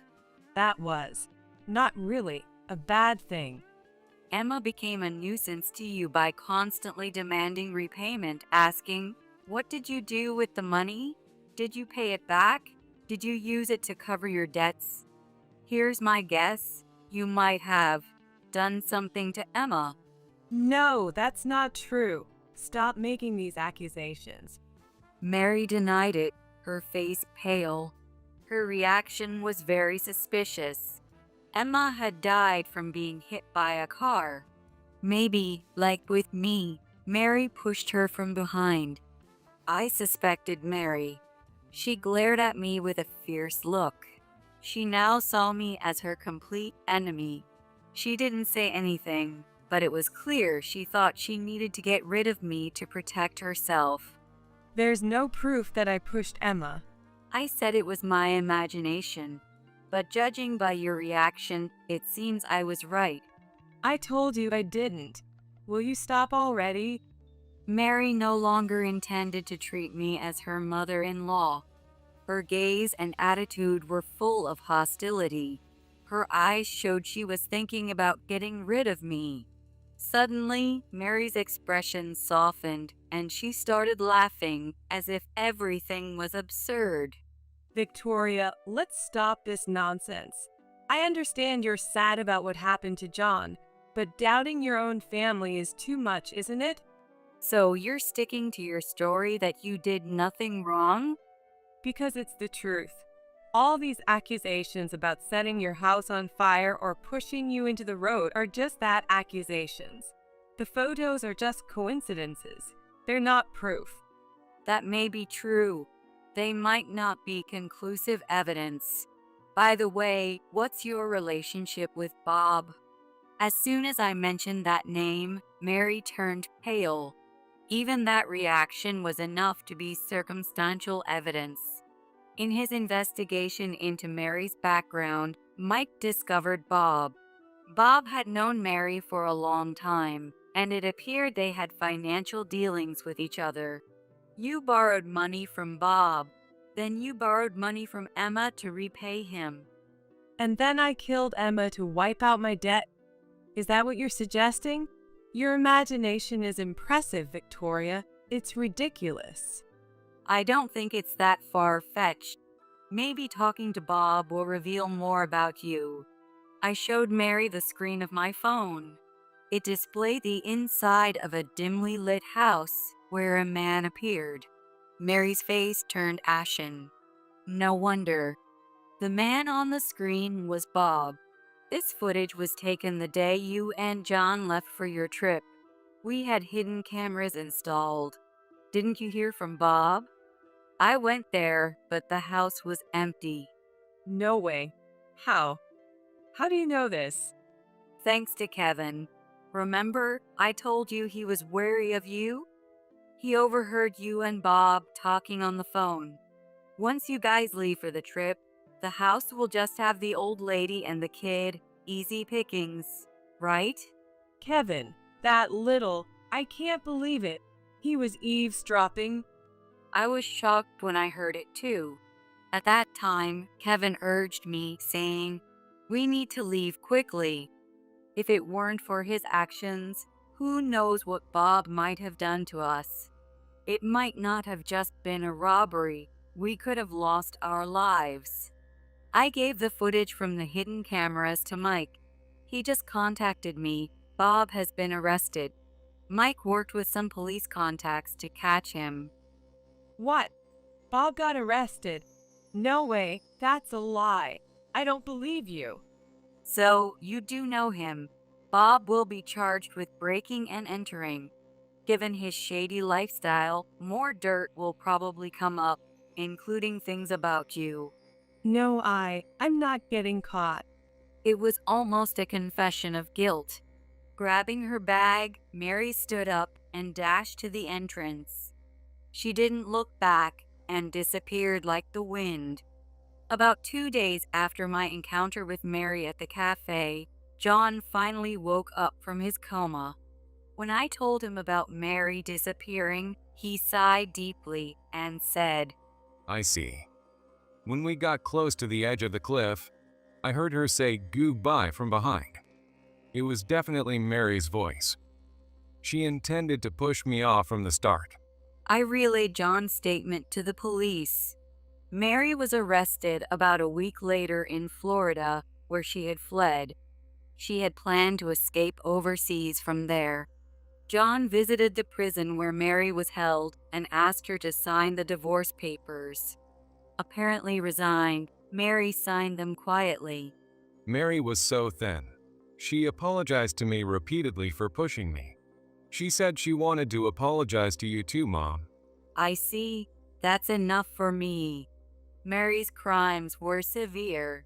She had tried to kill John and fake an insurance accident. Claiming insurance money by staging an accidental death is clear fraud. There was also suspicion that she was involved in Emma's death and the fire at my house. Her connection with Bob, who was arrested earlier, might reveal other crimes. Even for a first offense, insurance fraud can lead to up to 10 years in prison. Mary and Bob won't be out for a long time. As I expected, Mary and Bob were charged with multiple crimes. Taking someone's life to deceive an insurance company is a serious crime that undermines the entire insurance system. Mary received a heavy sentence and will spend a significant part of her life in prison. Of course, Bob was equally guilty.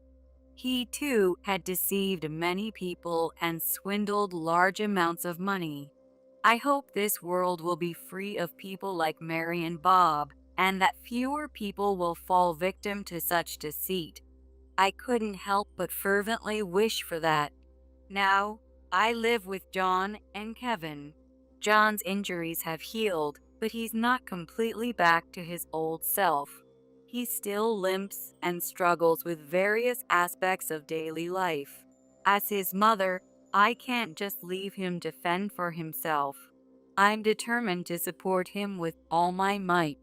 I also have something to be happy about. Kevin now adores me without any reservations. Grandma, I'll help with cooking and cleaning. Oh, really? Thank you. You're such a good boy, Kevin. But what about your school homework? Is it all done? That's easy stuff. It could be a lot harder. Just recently, Kevin started elementary school. He's doing his best with his studies. But being so smart, he finds the school assignments a bit too easy. Seeing Kevin so eager and capable fills me with indescribable joy. Lately, I've been hearing more from Mike. He cares about us like we're his own family. With everyone looking out for him, Kevin is growing up strong and healthy. I'm sure Emma is at peace in heaven. Our family was thrown into chaos by a terrible woman, but she's gone now. The tough times are over. From now on, I want the three of us to live happily together, supporting each other. I live each day with that positive thought in mind. Dad, take her to the hospital. Mom is. With a trembling voice, Andrew desperately pleads into his smartphone. I was crouched down due to the water breaking, unable to move from the spot. At times like this, a young child can only think of his father. But the reply that came back from John over the phone was cold. I'm on a company trip, so I can't. Saying that, John laughs with a smirk. The guy who frequently tells transparent lies such as company trip. Help us. Finally, Andrew started crying. Furious anger overwhelmed me. John abandoned me when my water broke. Moreover, ignoring Andrew's desperate plea was unforgivable. A week later, after a safe delivery, I was getting ready to go out. Then my phone rang. It was from John. As I was busy, Andrew answered the call for me. Where's Mom? Andrew said clearly. We're about to bury right now. What? A flustered John. What do you mean? Hey, Andrew. Andrew ignored John's shouting and hung up the phone. Let's go, Mom. Right? We had a job to do. I took Andrew and headed to a certain place. What we were about to do was our little act of revenge. My name is Hannah Martinez. I'm a 33-year-old housewife. I live with my husband John and our 5-year-old son, Andrew. After John goes to work and Andrew goes to kindergarten, my days are filled with housework. When that's done, it's finally my time. I stream videos as a hobby. The content is simple, recipes and parenting tips, just little tidbits from a housewife. It started as a way to kill time. John had been living away from home for a solo work assignment, and I started this during my free time. But lately, I've gained more subscribers than I thought. Parenting and housekeeping hacks must resonate with my viewers, who are fellow moms. That's why even after John returned from the solo work assignment, I find time to keep streaming. Streaming these videos has become a small joy in my daily life. Then one day, I found out I was pregnant. We had been thinking about a second child, so this was welcome news. John and Andrew were happy too. Names for the baby, preparations for baby clothes. There was a lot to think about. Looking back, I was probably too excited about being pregnant again after so long. That's why I didn't notice sooner. The nightmare that was eating away at our family had already begun. It was a typical weekend morning. After breakfast, while John was on his smartphone, Andrew ran up to him. Hey Dad, let's play treasure hunt. Treasure hunt is one of Andrew's favorite games lately. We bury treasure somewhere and then John and I try to find it. It was a typical peaceful weekend. That's what I thought, but John quickly hid his smartphone and yelled with glaring eyes. Shut up. Dad's busy. Go away. His tone was so harsh that I couldn't help but speak up. Hey, there's no need to talk like that. I'm dealing with work calls.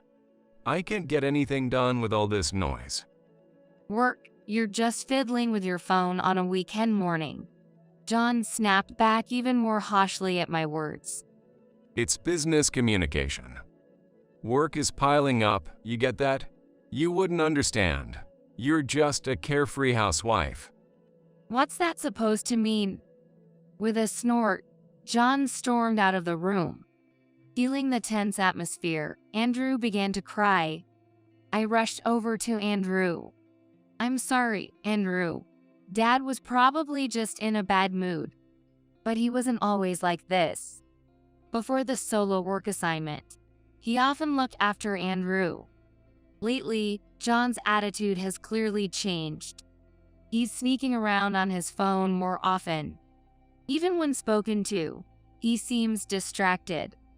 And he's been overly critical of me. He keeps belittling me, saying things like, carefree housewife, and you don't have the responsibilities I do at work. Maybe it's the stress from his job, but his behavior only seemed to escalate.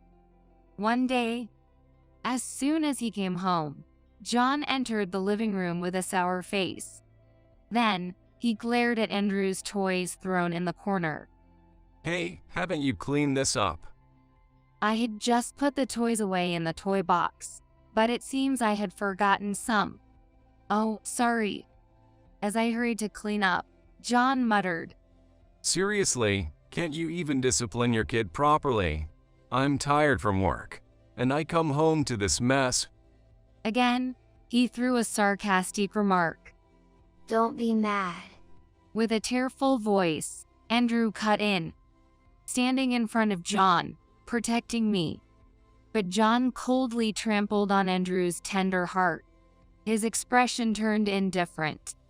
Move it. John glared at Andrew. With a click of his tongue, he stormed out of the room. His recent actions have been too much.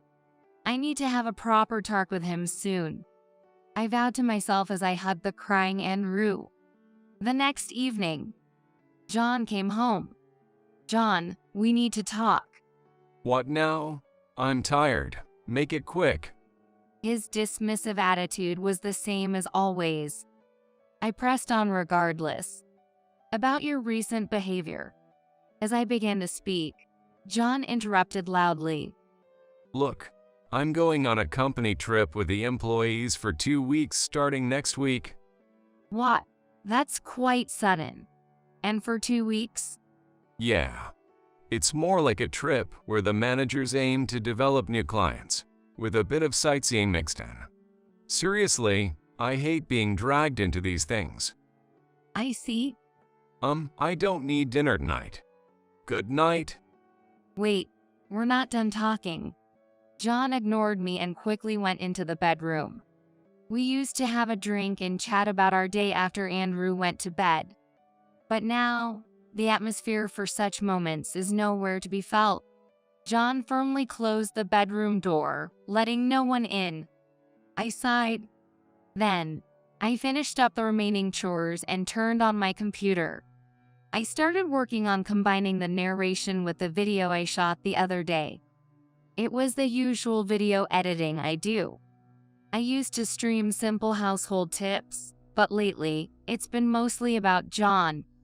I created a segment called Troubles with My Husband, saying, "Lately, I feel like my husband has become distant." This type of content seems to have a surprising demand, as the views have increased from before. Today, I also briefly talked about the recent exchange with John.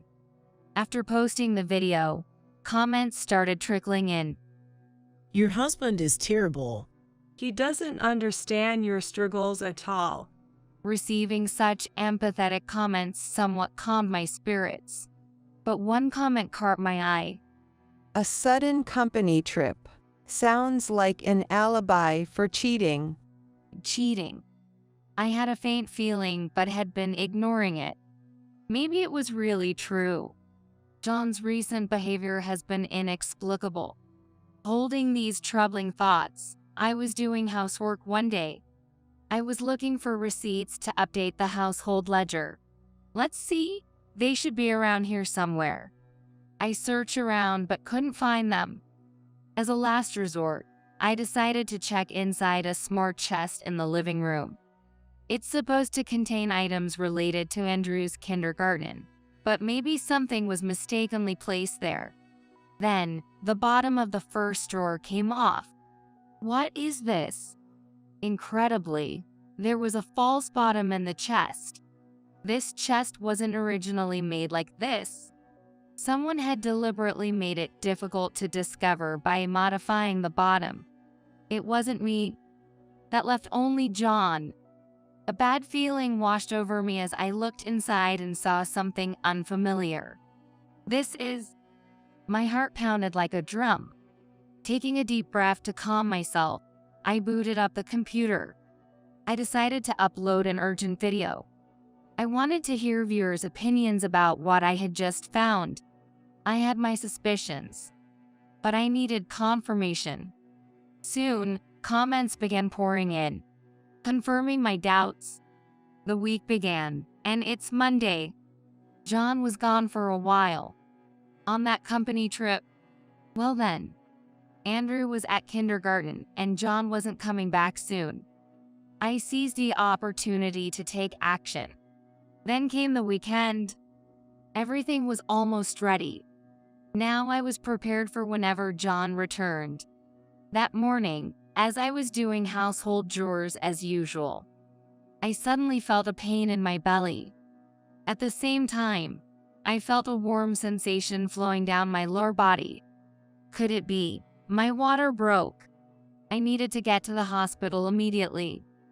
As labor pains surged, I hurriedly finished dressing. Then, I packed necessary items like my insurance card, a change of clothes, and towels into a bag. Then, a sharp pain hit. I had been overconfident about still being able to move, but the pain was so severe that I crouched down on the spot. I tried to find my smartphone to call a taxi, but it was nowhere to be found. Mom? Amidst this, Andrew woke up. Andrew, the smartphone. I pleaded desperately. I could barely speak. Surprised, Andrew found my smartphone nearby and picked it up. Then, as if making a decision, he began to operate it frantically. He sometimes played games on my phone, so he seemed to know how to use it. Andrew yelled into the phone. Help! Mom can't move. She looks in pain. It appeared he was on a call. The phone was accidentally on speaker mode, so I could hear the other person's voice. Damn it, Hannah. I'm in the middle of something. Huh? Is that you, Enru? Of all people, it was John on the other end of the line. Dad, take her to the hospital. Andrew desperately pleading. In times like these, a young child can only think of his father. But the reply from John was cold. I'm on a company trip, so I can't. Laughing off, John didn't seem to care. Help. Please help. Finally, Andrew broke down and cried. Amidst intense pain, I couldn't forgive him. It seemed like he didn't care even though I was suffering. What was worse, he completely ignored Andrew's desperate plea.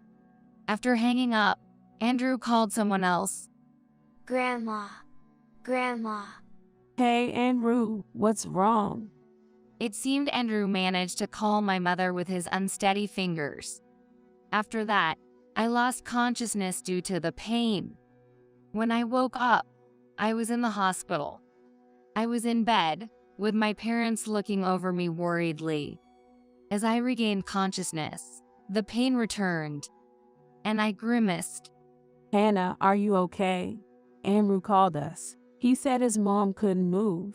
He told us desperately. It seemed Andrew was quite upset, but he had fallen asleep from exhaustion. My mother said they had left him at the hospital's childcare. Based on Andrew's call, we arranged for an ambulance. He's amazing, only 5 years old. My mother spoke solemnly. And we tried contacting John, but no luck. My father sighed.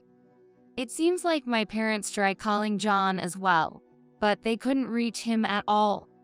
They knew about the supposed company trip, but of course, that was likely not the case. He was probably enjoying himself. I was quietly fuming. This wouldn't just end here. But first, I had other things to deal with. After my parents left the room, doctors and nurses came in to prepare for the birth. After hours of labor, I gave birth to a girl. Her name is Melissa. Hearing Melissa's vigorous cries seemed to release me from all the tension. I fell asleep. When I woke up, a whole day had passed. Having slept, I felt somewhat better. I sent John an email informing him of the birth, but no reply came. Driven by his desires, he likely had no thoughts of his wife and child. As expected, it was infuriating. But he would face hell when he returned from his fun company trip. Imagining John's face then, I smirked. Thanks to my parents' care, I recovered well.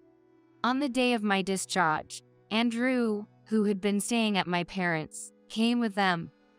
Hey Mom, are you all better now? Andrew looked at me worriedly. Yeah, I'm all good now. I answered with a smile. I had caused so much worry lately. I hugged Andrew and stroked his head. Hey, how about we play treasure hunt next time? Andrew suggested innocently. Sure, it's been a while. What should we bury? Well, Andrew whispered secretly into my ear. I was so shocked by his words that I lost mine. A week later, my phone vibrated. Mom, your phone is ringing. Andrew called out. I was just getting ready to leave and replied, just leave it, I can't pick it up now. But Andrew stared at the screen and answered a call. From afar, I heard a muffled male voice. It seemed to be John. Hey, Hannah. Oh, it's Andrew.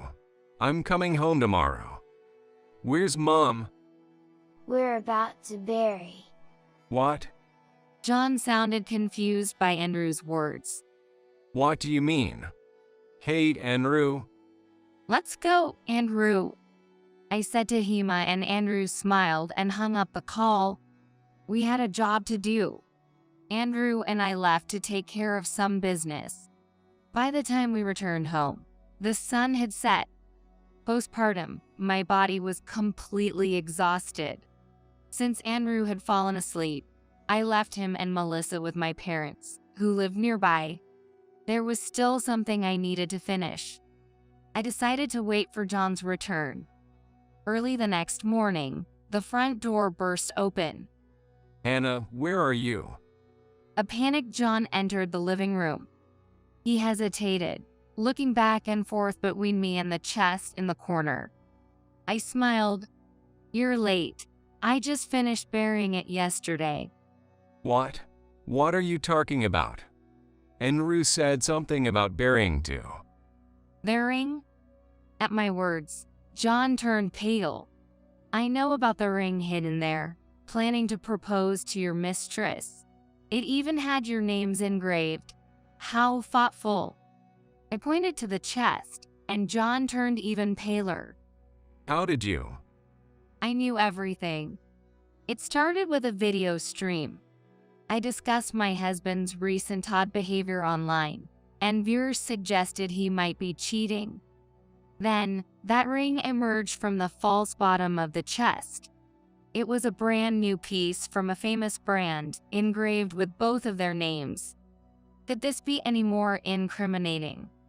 After sharing this in a video, I was advised to hire a private detective.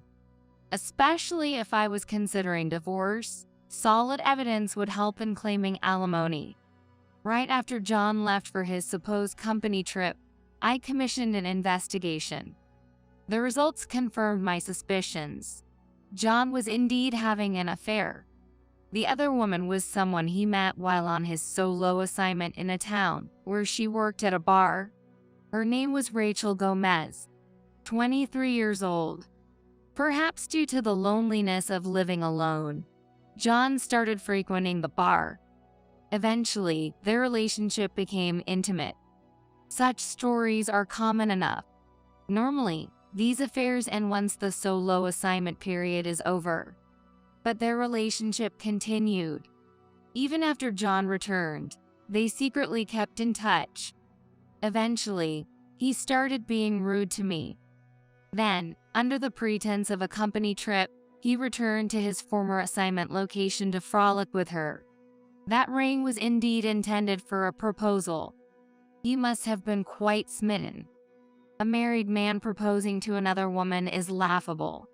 Did you rush back because you accidentally gave the wrong ring to your mistress, and she scolded you?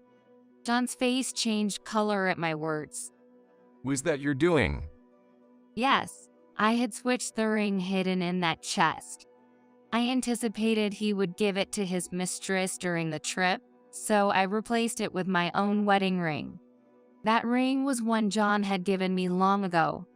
I was happy at the time, but I no longer needed such a thing. What have you done? The ring is the wrong size, and it has your name engraved on it. Rachel was furious. I know nothing about that. John frantically opened the chest and searched thoroughly. Where is the real one? Where did you hide the real ring? Didn't I tell you? I buried it. What? John was speechless at my words. Just then, the front door opened. John, are you okay? Isn't it over yet? Idiot. Stay out. There stood Rachel. I had seen her face in photos provided by the detective agency, but in person, she was just a flashy young woman. She had foolishly followed John, probably upset over receiving a ring with the wrong name. John must have calmed her by saying, "The real one is at home." But unable to wait, Rachel decided to follow him. Such a ridiculous story played out in my mind. So this is John's wife? Just an old lady. She sneered, belittling me, thinking she could win by flaunting her youth. Her naivety made me involuntarily sigh. "Oh, the mistress, Rachel Gomez, right? I heard you dropped out of trade school because you wanted money for fun and ended up working at a cheap bar? But no wealthy man took you seriously, so you settled for a married nobody, feeling triumphant over his wife. Is that right, Rachel?" What? Rachel was struck speechless, hit right on the mark. I had already researched all this. In today's world, once you know someone's name, finding their social media is easy. A woman like Rachel, with a strong need for approval and a competitive spirit, is bound to be showcasing her history somewhere. Thinking this, I searched her social media and quickly uncovered Rachel's background. Rachel, defiant, retorted, "So what? I'm the one John loves. He proposed to me, and I got the ring I wanted. Just divorce him already." I didn't need to be told. I'm planning on divorcing. I can't stay with someone like this anymore. John and I had been married for 5 years. We were blessed with a child, but his infidelity during his solo assignment, his disregard even during my pregnancy, and ultimately his treatment of me and Andrew. There's no point in continuing a marriage like this. Ever since I discovered the affair, I had decided to divorce him. By the way, aren't you going to look for that very important ring? Where did you hide it? Hide it? That sounds so sinister. Today, Andrew and I went for a walk at the beach for the first time in a while. We played a treasure hunt game there. It was so much fun. John's face turned pale at my words. You didn't bury it there, did you? He muttered, trembling, and then suddenly rushed outside. "Hey, John, where are you going?" Rachel followed him. I quickly stepped outside from the front door too. The place we buried it was about a 20-minute walk away. I gripped my smartphone tightly and walked briskly. It was the local beach. Upon arrival, the two were frantically digging up various spots in the sand. It's not here. Where the hell is it? It was an expensive ring. "What are you doing? Find it quickly." They were panicking like fools. I leisurely filmed the scene with my smartphone. Apparently too distracted by their panic, they didn't notice me filming from a distance. The sight was so ridiculous. I couldn't help but burst into laughter. This beach was a place our family of 3 frequently visited. Here, we often played treasure hunt. Andrew would bury treasures in the sand, and John and I would search for them. The treasures varied, but were usually things Andrew treasured. Things like toy cars and cicada shells seemed like things boys would enjoy. However, today, the buried item was the real ring that John intended to give to Rachel. When Andrew recently said, "Let's play treasure hunt," and I asked, "What shall we bury?" he immediately replied, "A ring." I was startled, and Andrew explained, "I know. Dad has been looking at a ring and smiling recently." "What are you talking about?" Andrew had been observing John closely. John must have been daydreaming about his mistress while looking at the expensive ring he had splurged on. "That ring is important to Dad, right? If we bury it, maybe he'll come back to find it. Maybe he'll come back to being the dad he used to be." Andrew's eyes sparkled with hope. Andrew still doesn't understand. He doesn't realize that the ring was meant for someone John was having an affair with. He sees his father happy, so he naturally thinks it must be something very important. He hopes finding it might change his recently moody father back to the kind dad he used to be. Andrew's pure heart touched me deeply. And so, we had just buried the ring here on this beach. But John, now desperately searching for the ring, isn't thinking about his family at all. He's just trying not to upset Rachel. As I filmed, I realized tears were streaming down my face. I couldn't forgive John for destroying our family. It's a harsh reality for Andrew, but John is probably not coming back to us. Later, I went home to edit the footage. The video amusingly captured the two frantically searching for the ring. Thanks to the sound capturing app, I got perfect audio too. I blurred their faces at the end and added narration. Our family's history, the treasure hunts Andrew loved, and how John's selfish affair led to the family's breakdown. I kept all names anonymous. I clicked and uploaded the finished video with the title, I buried the ring my husband planned to give to his mistress. Instantly, the views shot up. Comments flooded in. Your husband is the worst. Poor kid, mostly condemning John and Rachel. As I scrolled through the comments, the exhausted pair returned. We finally found it, buried in the damn beach. The ring is all dirty with sand now. What are you going to do about it? They clamored noisily. John was holding the sandy ring and a tattered piece of paper. This paper was in there too. It's filthy. He casually threw it in the trash without a second thought. Don't you get it? I said coldly, looking at John. I retrieved a paper from the trash and spread it out. It was crumpled, but it was a drawing by Andrew, with crayons. It showed our family of 4, all smiling. John seemed to realize what it depicted only after looking closely. He couldn't bear a word. John's face showed a complex mix of emotions. This is Andrew's feelings. You trampled on his wish for a smiling, happy family, sneaking around, having an affair, neglecting your family. You are truly despicable. I can never forgive you. The living room fell silent at my loud voice. Rachel also looked guilty. I turned to her and said, "And don't think I forgive you either. You break a home and still have the nerve to look unaffected. I will fight against someone who hurts children, thoroughly." With that, I glared at them both. Where's Andrew? How is the baby doing? John asked in a cracked voice, finally showing concern for his children. But it was too late. They're at my parents' house, considering you ignored Andrew and the baby while fussing over that ring. You have the nerve to ask that now.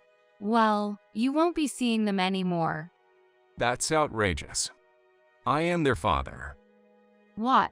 A father, after completely neglecting the kids and being engrossed in your affair?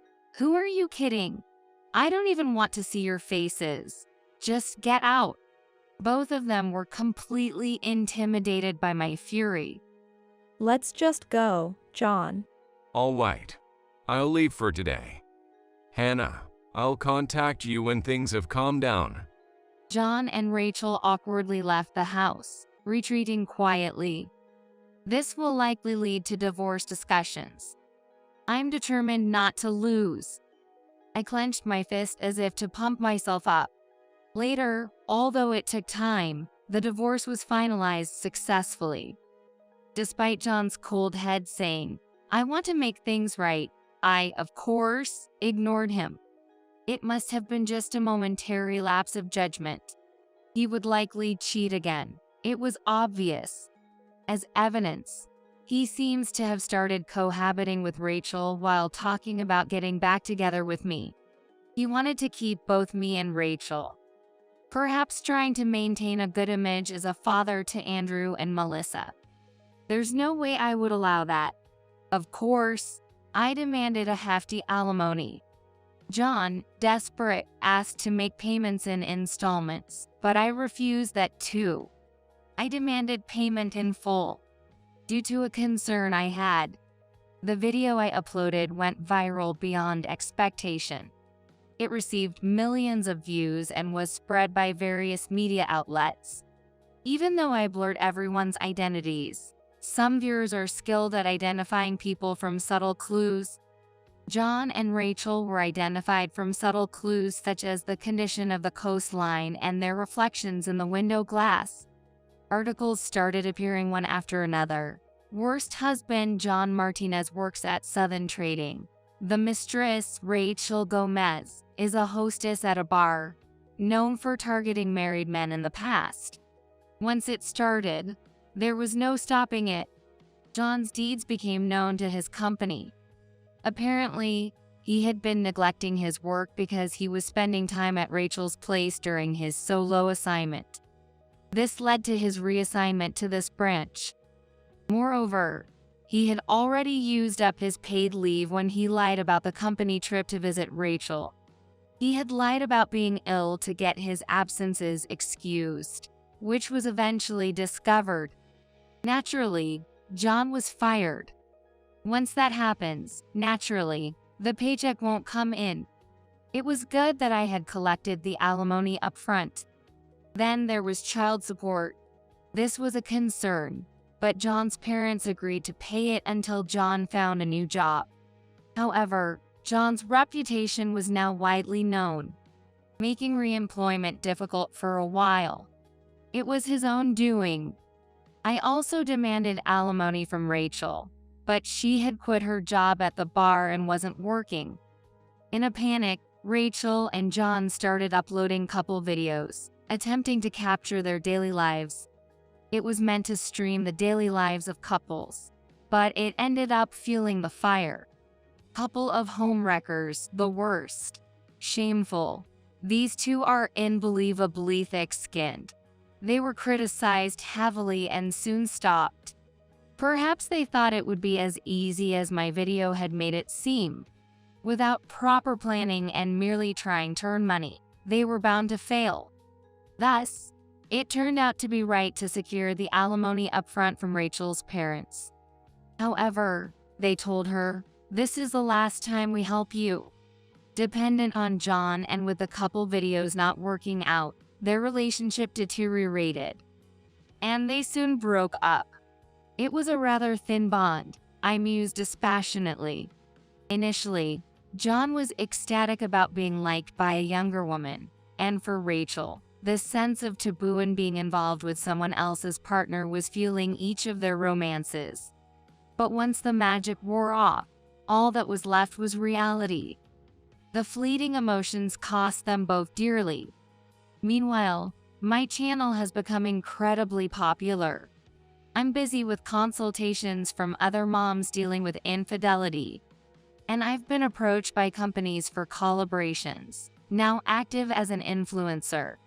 I enjoy making videos, and the comments from viewers give me strength daily. Additionally, my income, which was once meager, has significantly increased. With that money, I renovated and expanded my parents' house.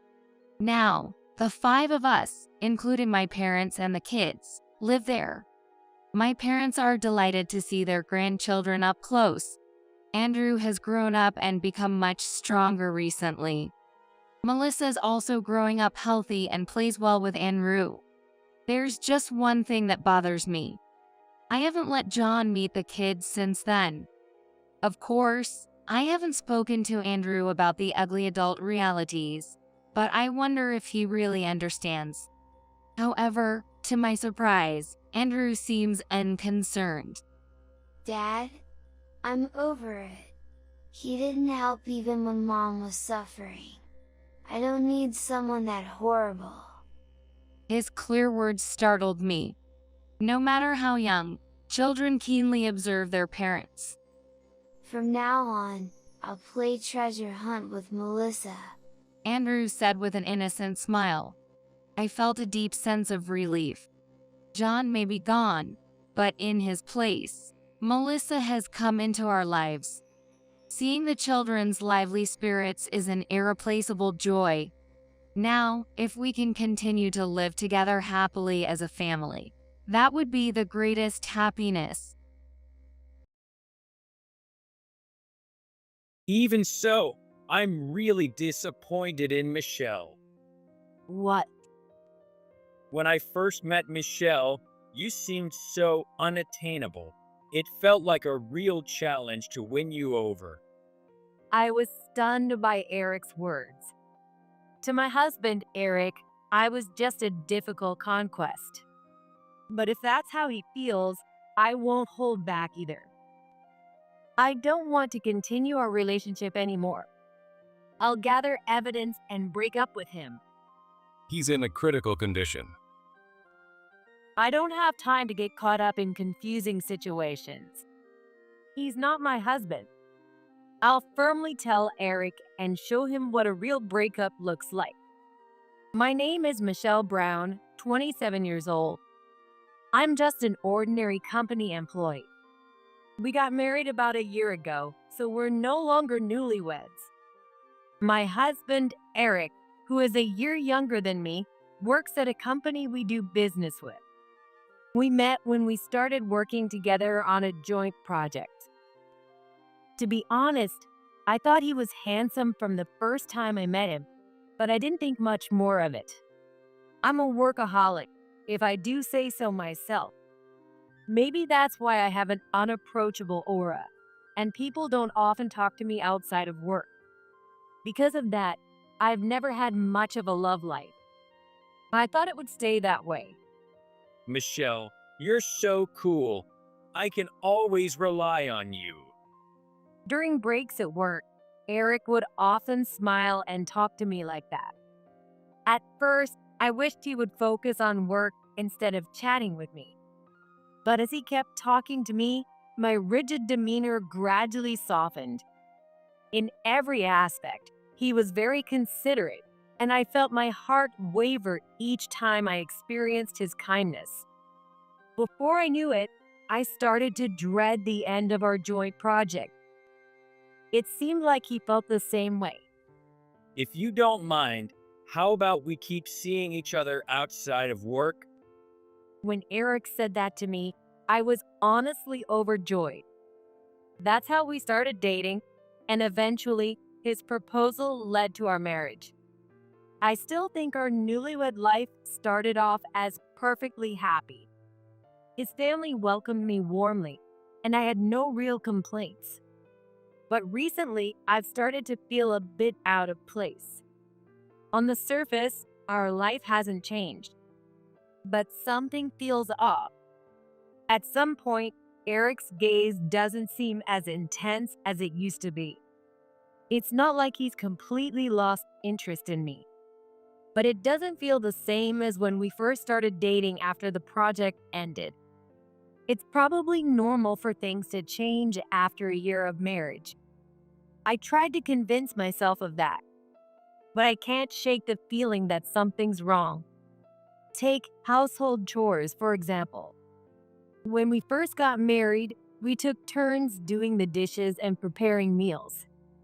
We tried to split the laundry and trash duties as evenly as possible to lessen each other's burdens. But recently, Eric has been doing fewer chores. Sorry, I've been really busy lately. It's true, Eric has been working a lot of overtime recently. He apologizes and hasn't completely stopped helping. However, this period has just barely settled down from the busy season. So it didn't make sense to me why things were still hectic. Lately, I haven't been visiting Eric's company, so I have no way of knowing what his work involves. A new joint project has started, but someone else is in charge this time. That person. Sally is a colleague I haven't spoken to much. Apparently, she's the daughter of a senior executive and doesn't seem interested in getting along with others.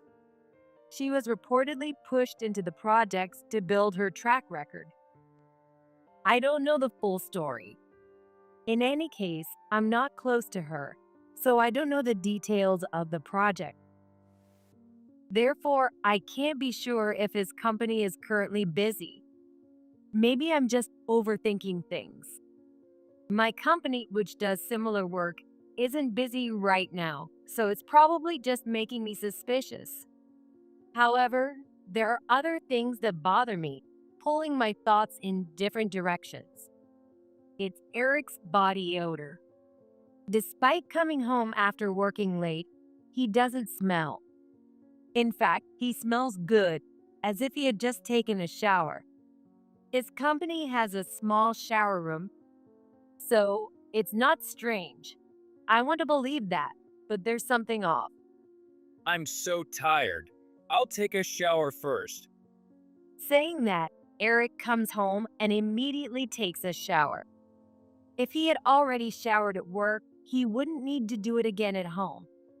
Even if he had been on a crowded train, which he wasn't since he drives his own car to work. Moreover, since I met Eric, he hasn't been someone who is particularly meticulous about body odor. I've never seen him use the company shower room before.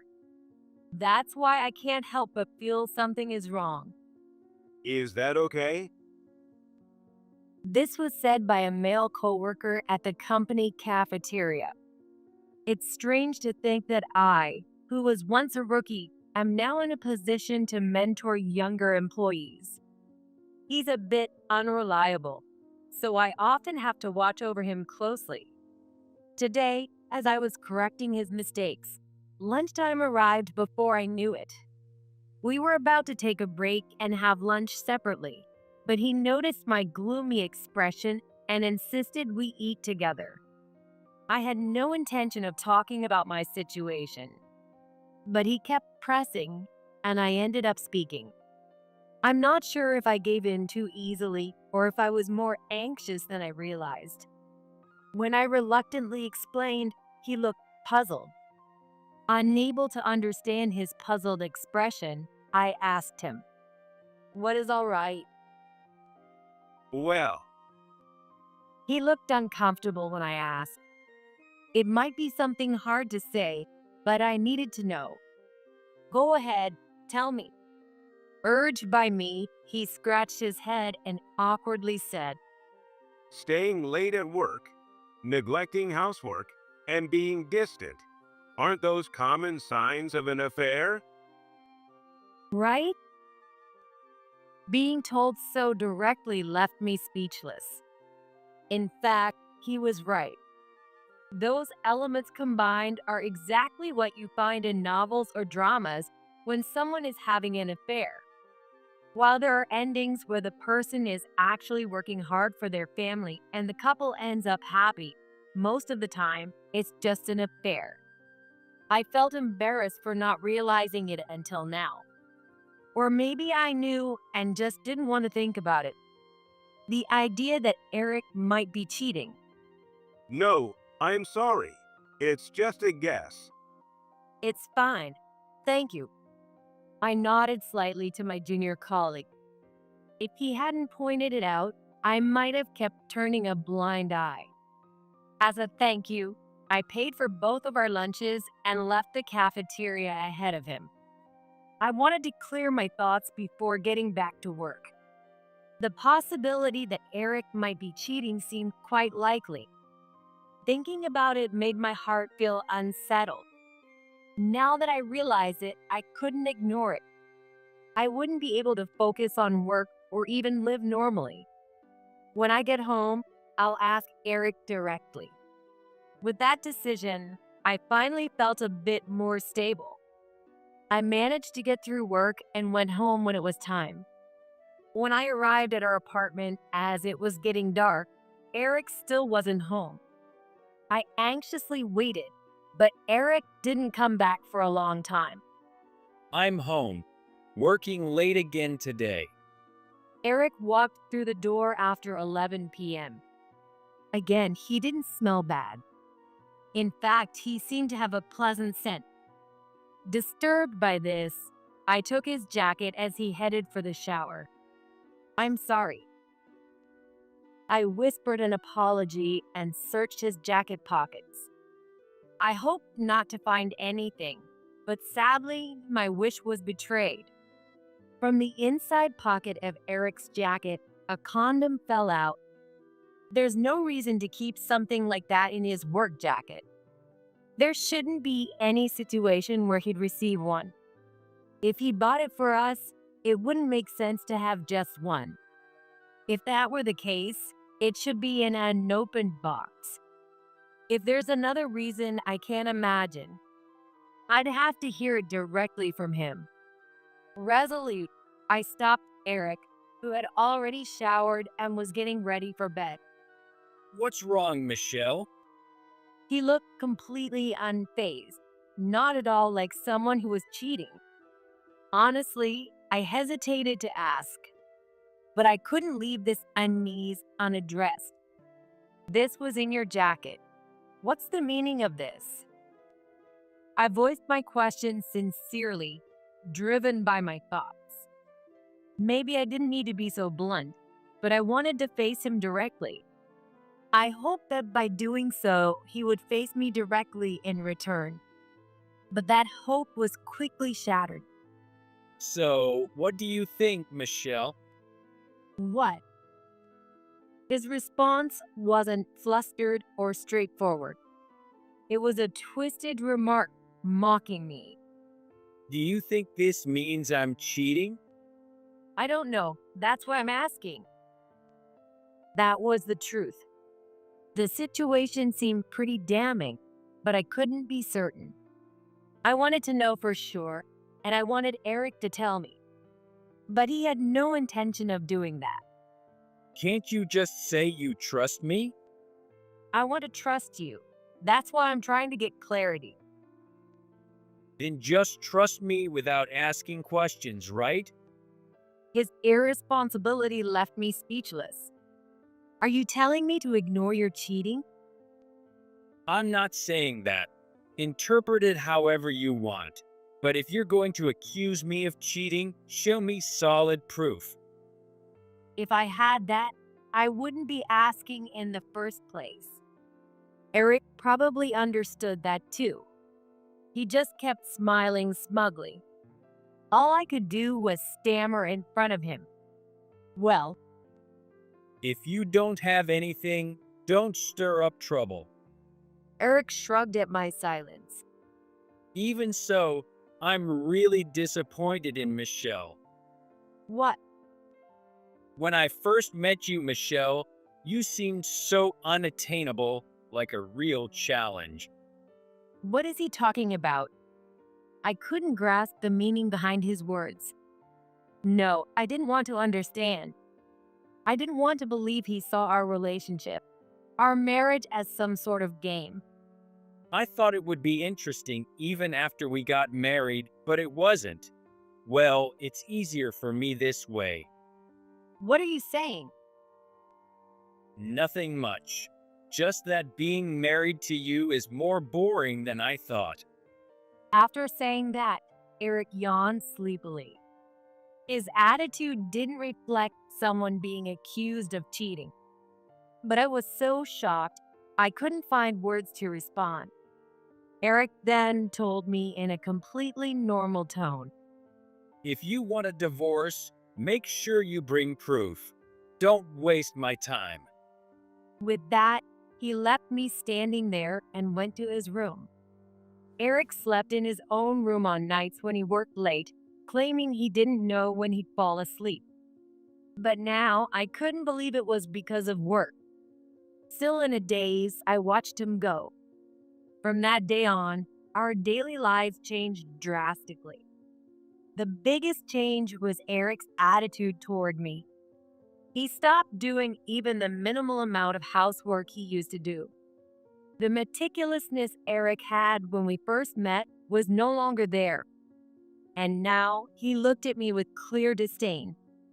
With that same disdainful attitude, he continued to claim he was working late and kept coming home late. I must be a fool. Given his attitude and the likely affair, I shouldn't be doing Eric's chores or preparing his meals. But because of the memories we shared, I couldn't sever ties with him. I continued doing the household chores and living as we always had.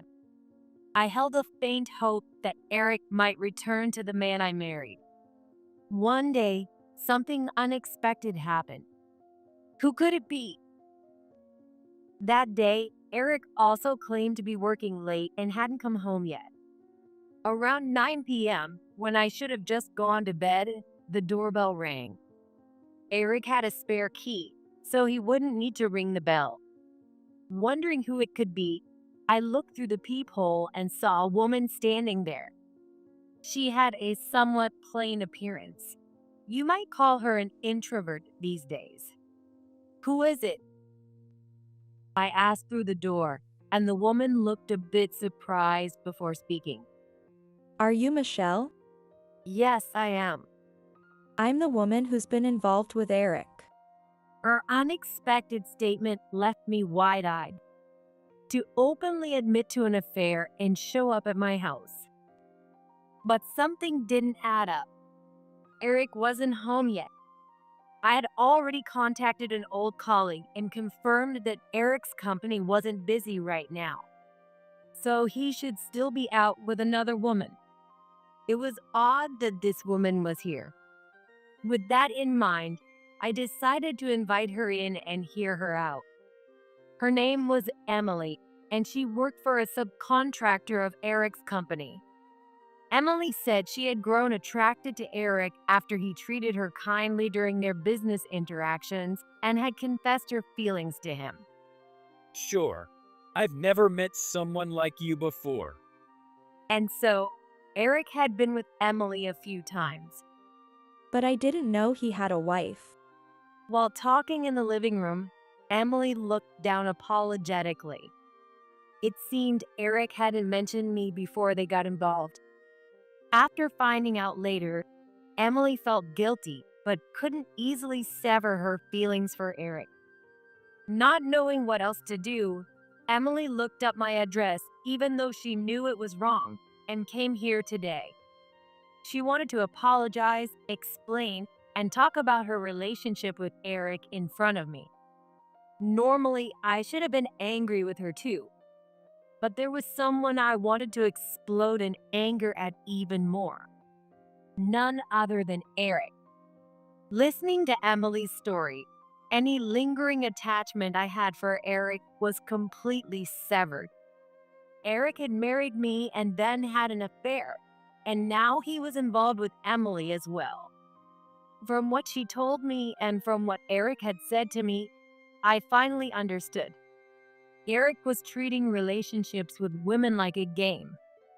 Facing someone like that head-on made me feel foolish. I concluded that I needed to separate from him as soon as possible. With that decision, I felt a clear sense of sympathy for Emily. Emily, there's something I need to tell you. What? Starting with that, I told her everything she needed to know. In essence, I advised her to cut ties with Eric quickly for her own sake. This also included cooperating with me for my divorce. By the end of our conversation, Emily's eyes reflected the same anger I felt. A week passed after that incident. It should be about time. Eric claimed he had to work late again today, but I knew that wasn't true. So, I thought it was the perfect opportunity to try something and pulled out my phone. Who is it? The rarely used house phone started ringing. Wondering who it could be, I answered it. A tense male voice came from the other end. This is the emergency service. Are you Eric's family? Yes. What happened to him? I frowned, not understanding the situation. The caller identified himself as hospital staff and named the hospital before delivering unexpected news. Please stay calm. About 10 minutes ago, Eric was brought to our hospital. He's in critical condition and unconscious. Oh my God. I understand it's hard to believe, but it's the truth. The man's voice was filled with such sadness it was hard to bear. But I was very skeptical. I see. In one hand, I held my phone, which showed the location of the GPS tracker I had placed in Eric's car. To gather evidence of the affair, I had secretly planted a GPS tracker on Eric's car a few days ago, which now showed it parked at a motel. I unexpectedly found proof of his infidelity, but it meant the person the hospital was talking about wasn't the Eric I knew. So I firmly told the person on the other end of the phone, "Sorry, but that's not my husband." What? But "I'm very sorry, but this must be a mistake. Please contact someone else." I then hung up the phone. I felt sorry for that Eric. I could only hope he would be all right. But I had my own issues to deal with. I checked the GPS location on my phone again and took a taxi to the motel where Eric and his affair partner were likely staying. If possible, I wanted to catch them coming out of the hotel and take photos. Even if I couldn't catch them, I could at least confirm the location. Later, I could either stake it out or hire a private investigator, which would save me some trouble. When I arrived, I found the motel in a somewhat rundown area. Looking into the parking lot, I saw Eric's car. This alone would be enough evidence, but knowing Eric, he might play dumb with an innocent face. Ideally, I'd like to catch him in the act. So for a while, I hid near the entrance of the motel, waiting for Eric and his companion to come out. But that's odd. No matter how long I waited, they didn't come out. Instead, my phone kept ringing incessantly. The number was the same one that had called me at home earlier from the hospital. I thought it was another mistake, but then it hit me. They must have gotten my home and cell number from Eric's phone. But would a stranger named Eric have my home number in his phone? No way. I muttered to myself, realizing the truth. The Eric who was taken to the hospital was indeed the Eric I knew. But his car is here. That's why I thought the person taken to the hospital was someone else. I was still trying to make sense of it when another call came in on my phone, not from the hospital, but from another number. It was Eric's dad, Sam. This was definitely a call I shouldn't ignore, so I answered. Hello, Michelle. Where are you right now? According to Sam, he was calling on behalf of the hospital. It was indeed Eric who was taken to the hospital. Since I had been ignoring all the calls, they must have gone through Eric's contact list until they reached Sam. That's how he ended up contacting me. Which means, thinking it through, I replied, Eric was at a motel before he was taken to the hospital. So, something must have happened to him here, leading to his hospitalization. The car was left behind because there wasn't time to ask a service or a friend to move it. In other words, I had unintentionally obtained the best circumstantial evidence of his infidelity. The paramedics wouldn't have a reason to lie about where they found him. I see. Sam's voice sounded strained in response to my words. He had likely already been informed about where Eric was picked up and the situation in general. So, Sam must already know about Eric's infidelity. I felt sorry for Sam, but in a way, it was a relief that he understood quickly. Ignoring the calls might have been the right decision after all. But then again, why was Eric taken to the hospital? Eric is safe for now. He's regained consciousness, but... Sam trailed off, leaving a heavy silence. It seemed difficult for him to explain.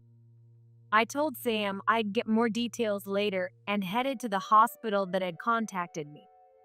It was quite a distance from the motel, so there weren't many places for emergency transport. I decided I would definitely bill Eric for the taxi fare later. With that decision, I arrived at the hospital, only to find a situation that made me want to laugh out loud.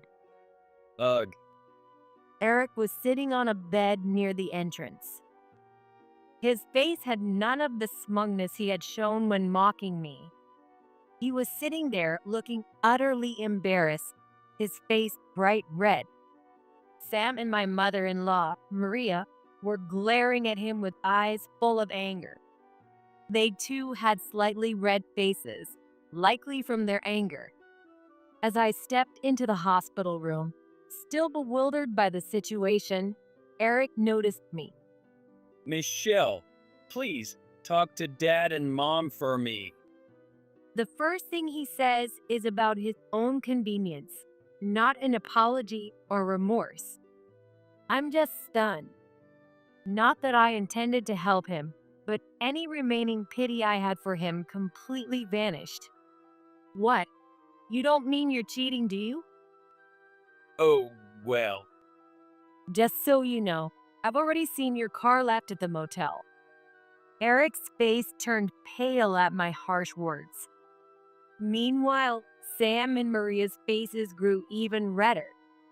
Just to be sure, I'll confirm with the hospital staff, but the fact that you were cheating is undeniable. I didn't mention the other evidence I had. But even without saying anything, Eric had no way out anymore. He seemed to realize this. Eric hunched his shoulders and shrank back. It was truly as if his confident self from before had been a lie. Before anything else, explain what happened. At my sharp command, Eric flinched and began to explain bit by bit. Today, he had lied about working late and gone to a motel with his affair partner. They got a bit hungry, so his affair partner had brought some sandwiches, which they ate. After that, they used a lubricant to make things easier and started getting intimate when it happened. A horrifying sensation attacked the area where they used the lubricant, something beyond words. An intense, unknown feeling of both heat and cold overwhelmed them, throwing them into utter confusion. But that wasn't the only thing that happened to them. In the midst of their agony, they both experienced a sudden and severe urge to use the bathroom. Because of the strange situation, they couldn't even walk properly to the bathroom. The result was an absolutely horrific mess. Although his affair partner managed to call an ambulance, Eric had foamed at the mouth and lost consciousness. However, this wasn't due to the physical symptoms. The fear and panic of the inexplicable situation, along with the shame of wetting himself, caused Eric to completely lose his composure. In other words, the severe mental shock led him to fall unconscious. To make matters worse, the hotel staff and the paramedics witnessed their humiliating condition. On top of that, the affected area was thoroughly cleaned at the hospital. Given Eric's previous arrogance, the shock and embarrassment must have been far greater than we could imagine. Moreover, the entire embarrassing situation was likely explained in detail to Sam and Maria. Their red faces were not only from anger, but also from embarrassment. Imagining the humiliation Eric must be feeling, I honestly wanted to burst out laughing. If Sam and Maria weren't there, I probably would have pointed and laughed out loud. By now, the strange sensations and the urge to use the bathroom had completely subsided. There shouldn't be any lingering symptoms. That must have been tough. I barely managed to hold back my laughter. Noticing this, Eric looked down in frustration. It seemed likely that something had been tampered with in the lubricant. The urge to use the bathroom might have been due to something they ate. The police hadn't been contacted yet, so the details were still unclear. But one thing was certain. But I don't feel sorry for you. This is the punishment for your cheating. Right. Unable to argue with my accusation, Eric let out a groan. If he hadn't cheated, he wouldn't be in this situation. The humiliation he suffered was entirely his own fault. Michelle, I'm truly sorry for what my foolish son did. Sam said this as he and Maria bowed deeply to me. Not intending to blame them, I hurried to calm them down. Please, lift your heads, Sam, Maria. You two aren't to blame. The one at fault is. The ones who don't understand that cheating is unacceptable. That's who's at fault. Just as I was about to confront Eric again, someone unexpected appeared. No, you're the one at fault. From behind the curtain next to Eric's bed emerged an unexpected figure. Sally? Yes, it was Sally, my colleague, dressed in patient clothes. Considering we were in the same hospital room and this situation, I voiced my suspicion. Could it be that Eric's affair partner is? It's not an affair. I'm Eric's true love. Sally's passionate declaration left Sam and Maria dumbfounded while Eric buried his head in his hands. As we stood in shock, Sally continued her tale. Sally believed she was distanced by others because she was the daughter of a company executive. From our perspective, she was the one keeping her distance. Nonetheless, Eric treated Sally kindly, and they fell deeply in love, or so she claimed. To Sally, Eric was her knight in shining armor. To me, he's nothing but a shallow cheater. Eric said you were boring because you took everything so seriously. Sally boasted, and Sam and Maria's expressions turned even more sour. Perhaps they had hoped there was some justification for Eric's affair, that maybe I was partly to blame. But now they realized the problem lay with Eric's mindset, leaving them speechless. With his parents' expressions growing more severe, Eric turned even paler. Unlike you, he called me exciting. Oh, really? So, Sally, if you marry Eric, you won't do any housework? Of course not. Sally puffed out her chest confidently, but she was met with unexpected anger. Are you an idiot? It was none other than Maria, Eric's mother. Shaking with anger, Maria exploded at Sally. What do you mean, idiot? What's wrong with calling you an idiot? Jeez. Sally tried to retort, but Maria's overwhelming anger silenced her. A husband and wife support each other throughout their lives. What is this nonsense, both you and Eric? Oh no. It was my first time seeing Maria this furious. It might have been the same for Eric. He was visibly trembling. Even Sam seemed a bit pale. Calling someone boring for being devoted is disgraceful. You should be ashamed. Why should I have to hear that from you? Sally foolishly tried to argue back. Maria's next shout cut her off. I was genuinely relieved it was just us in the hospital room. Be quiet. Gosh. Seeing Sally scream again, Maria let out a deep, exasperated sigh. If you marry Eric, I will be your mother-in-law. Oh. Sally, realizing this for the first time, bit her lip and looked down. Arguing without even considering that. I cannot approve of your marriage to her, Eric. No, I don't plan to marry her. What do you mean? Eric tried to appease Maria, likely to win her favor. But at that very moment, someone else appeared. I thought so. That's just the kind of person you are. It was Emily, another one of Eric's affair partners. Gone was the timid and gentle demeanor she had when I first met. Her eyes, filled with deep resentment and hatred, were fixed on Eric. The others who didn't know her looked confused. Why are you here, Emily? The paramedic mentioned that since Michelle wasn't answering the phone, they called everyone they could. Emily must have been one of those contacts. I had planned to call her later anyway, so it worked out. Who are you? Nice to meet you.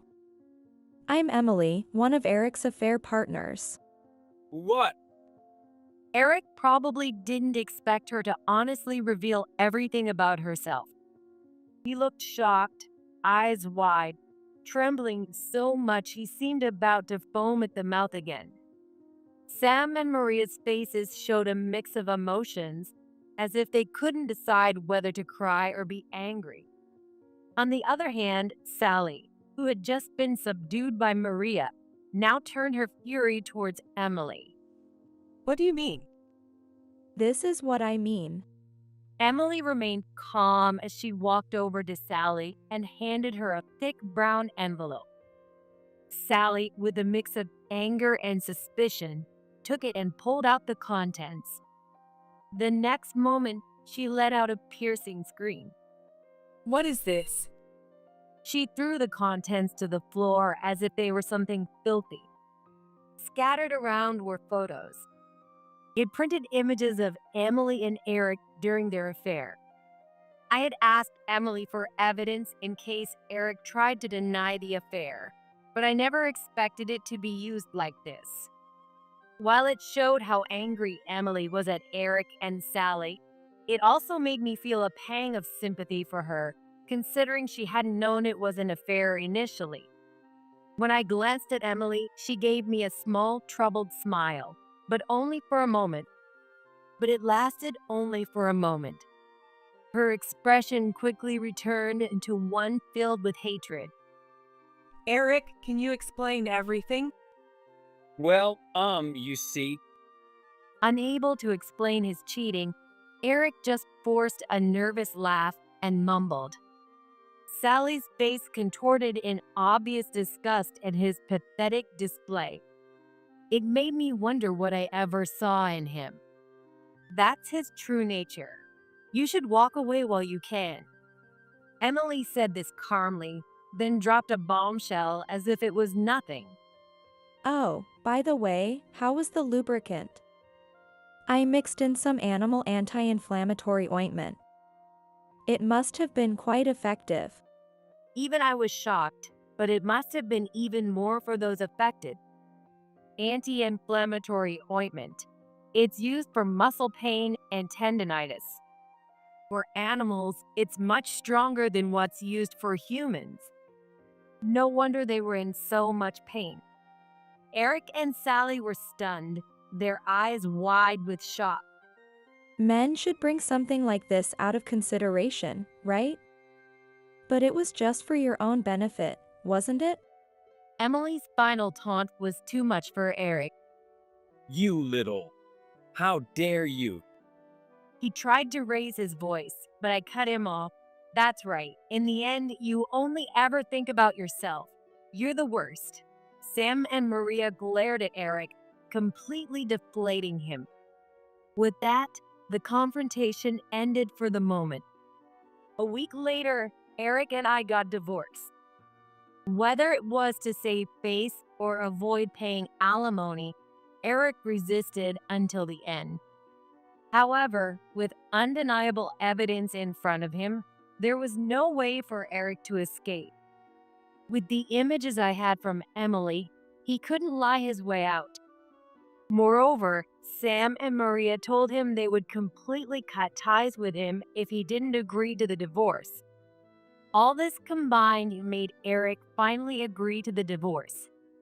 Additionally, he had to pay me $50,000 in alimony, an amount well above the usual. Sam and Maria also ensured the division of assets was fair to me, for which I was grateful. Naturally, I also demanded compensation from Sally. Considering her personality, I expected difficulties, but the payment was surprisingly smooth. I think it was largely because I informed her parents about everything. As executives, they probably wanted to quickly suppress any scandal. As proof, after the incident, Sally was removed from her role in the joint project. Eric, likely pressured indirectly by Sally's parents, was also removed from his role. In hindsight, this was a bad move. With Eric and me divorced and both of them removed from the project, people began to speculate about us. By neither confirming nor denying these speculations, I allowed rumors to flourish. As a result, both of them were subjected to even stronger rumors and curious stares, eventually leading them to quit the company. I haven't kept track of what happened to them afterward. Eric, having lost all his confidence, reportedly became a recluse at his parents' house. One could say Eric's life was essentially over. However, to be honest, I was no longer interested. As for Emily, she turned herself in to the police to atone for mixing the anti-inflammatory ointment into the lubricant. Apparently, it wasn't difficult because she knew Eric kept the lubricant in his bag and he was careless. Also, the reason they both got sick was simply because they ate the sandwiches Sally made. Their misfortune was a result of their own actions after work. I should take responsibility for what I did. This likely referred not only to the mixing incident, but also to the affair itself.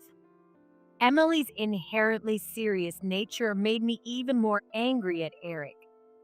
I felt like going to slap him. However, with Sam and Maria watching over things, no charges were filed, so it was uncertain what would happen legally. As for me, I am now enjoying my newfound freedom, both mentally and physically. With the alimony I received, I'm indulging in some luxuries. Additionally, I've been selected to fill the gap left in the joint project. I plan to bring my junior colleague along for the experience. Given that he supported me through this ordeal, I want to return the favor. Sometimes I notice him looking at me, but I'm probably just imagining things. Besides, I'm done with romance for a while. Life is still long. Maybe someday, if I feel like it, falling in love again wouldn't be so bad. Next time, I'll be wary of guys who only say what sounds good.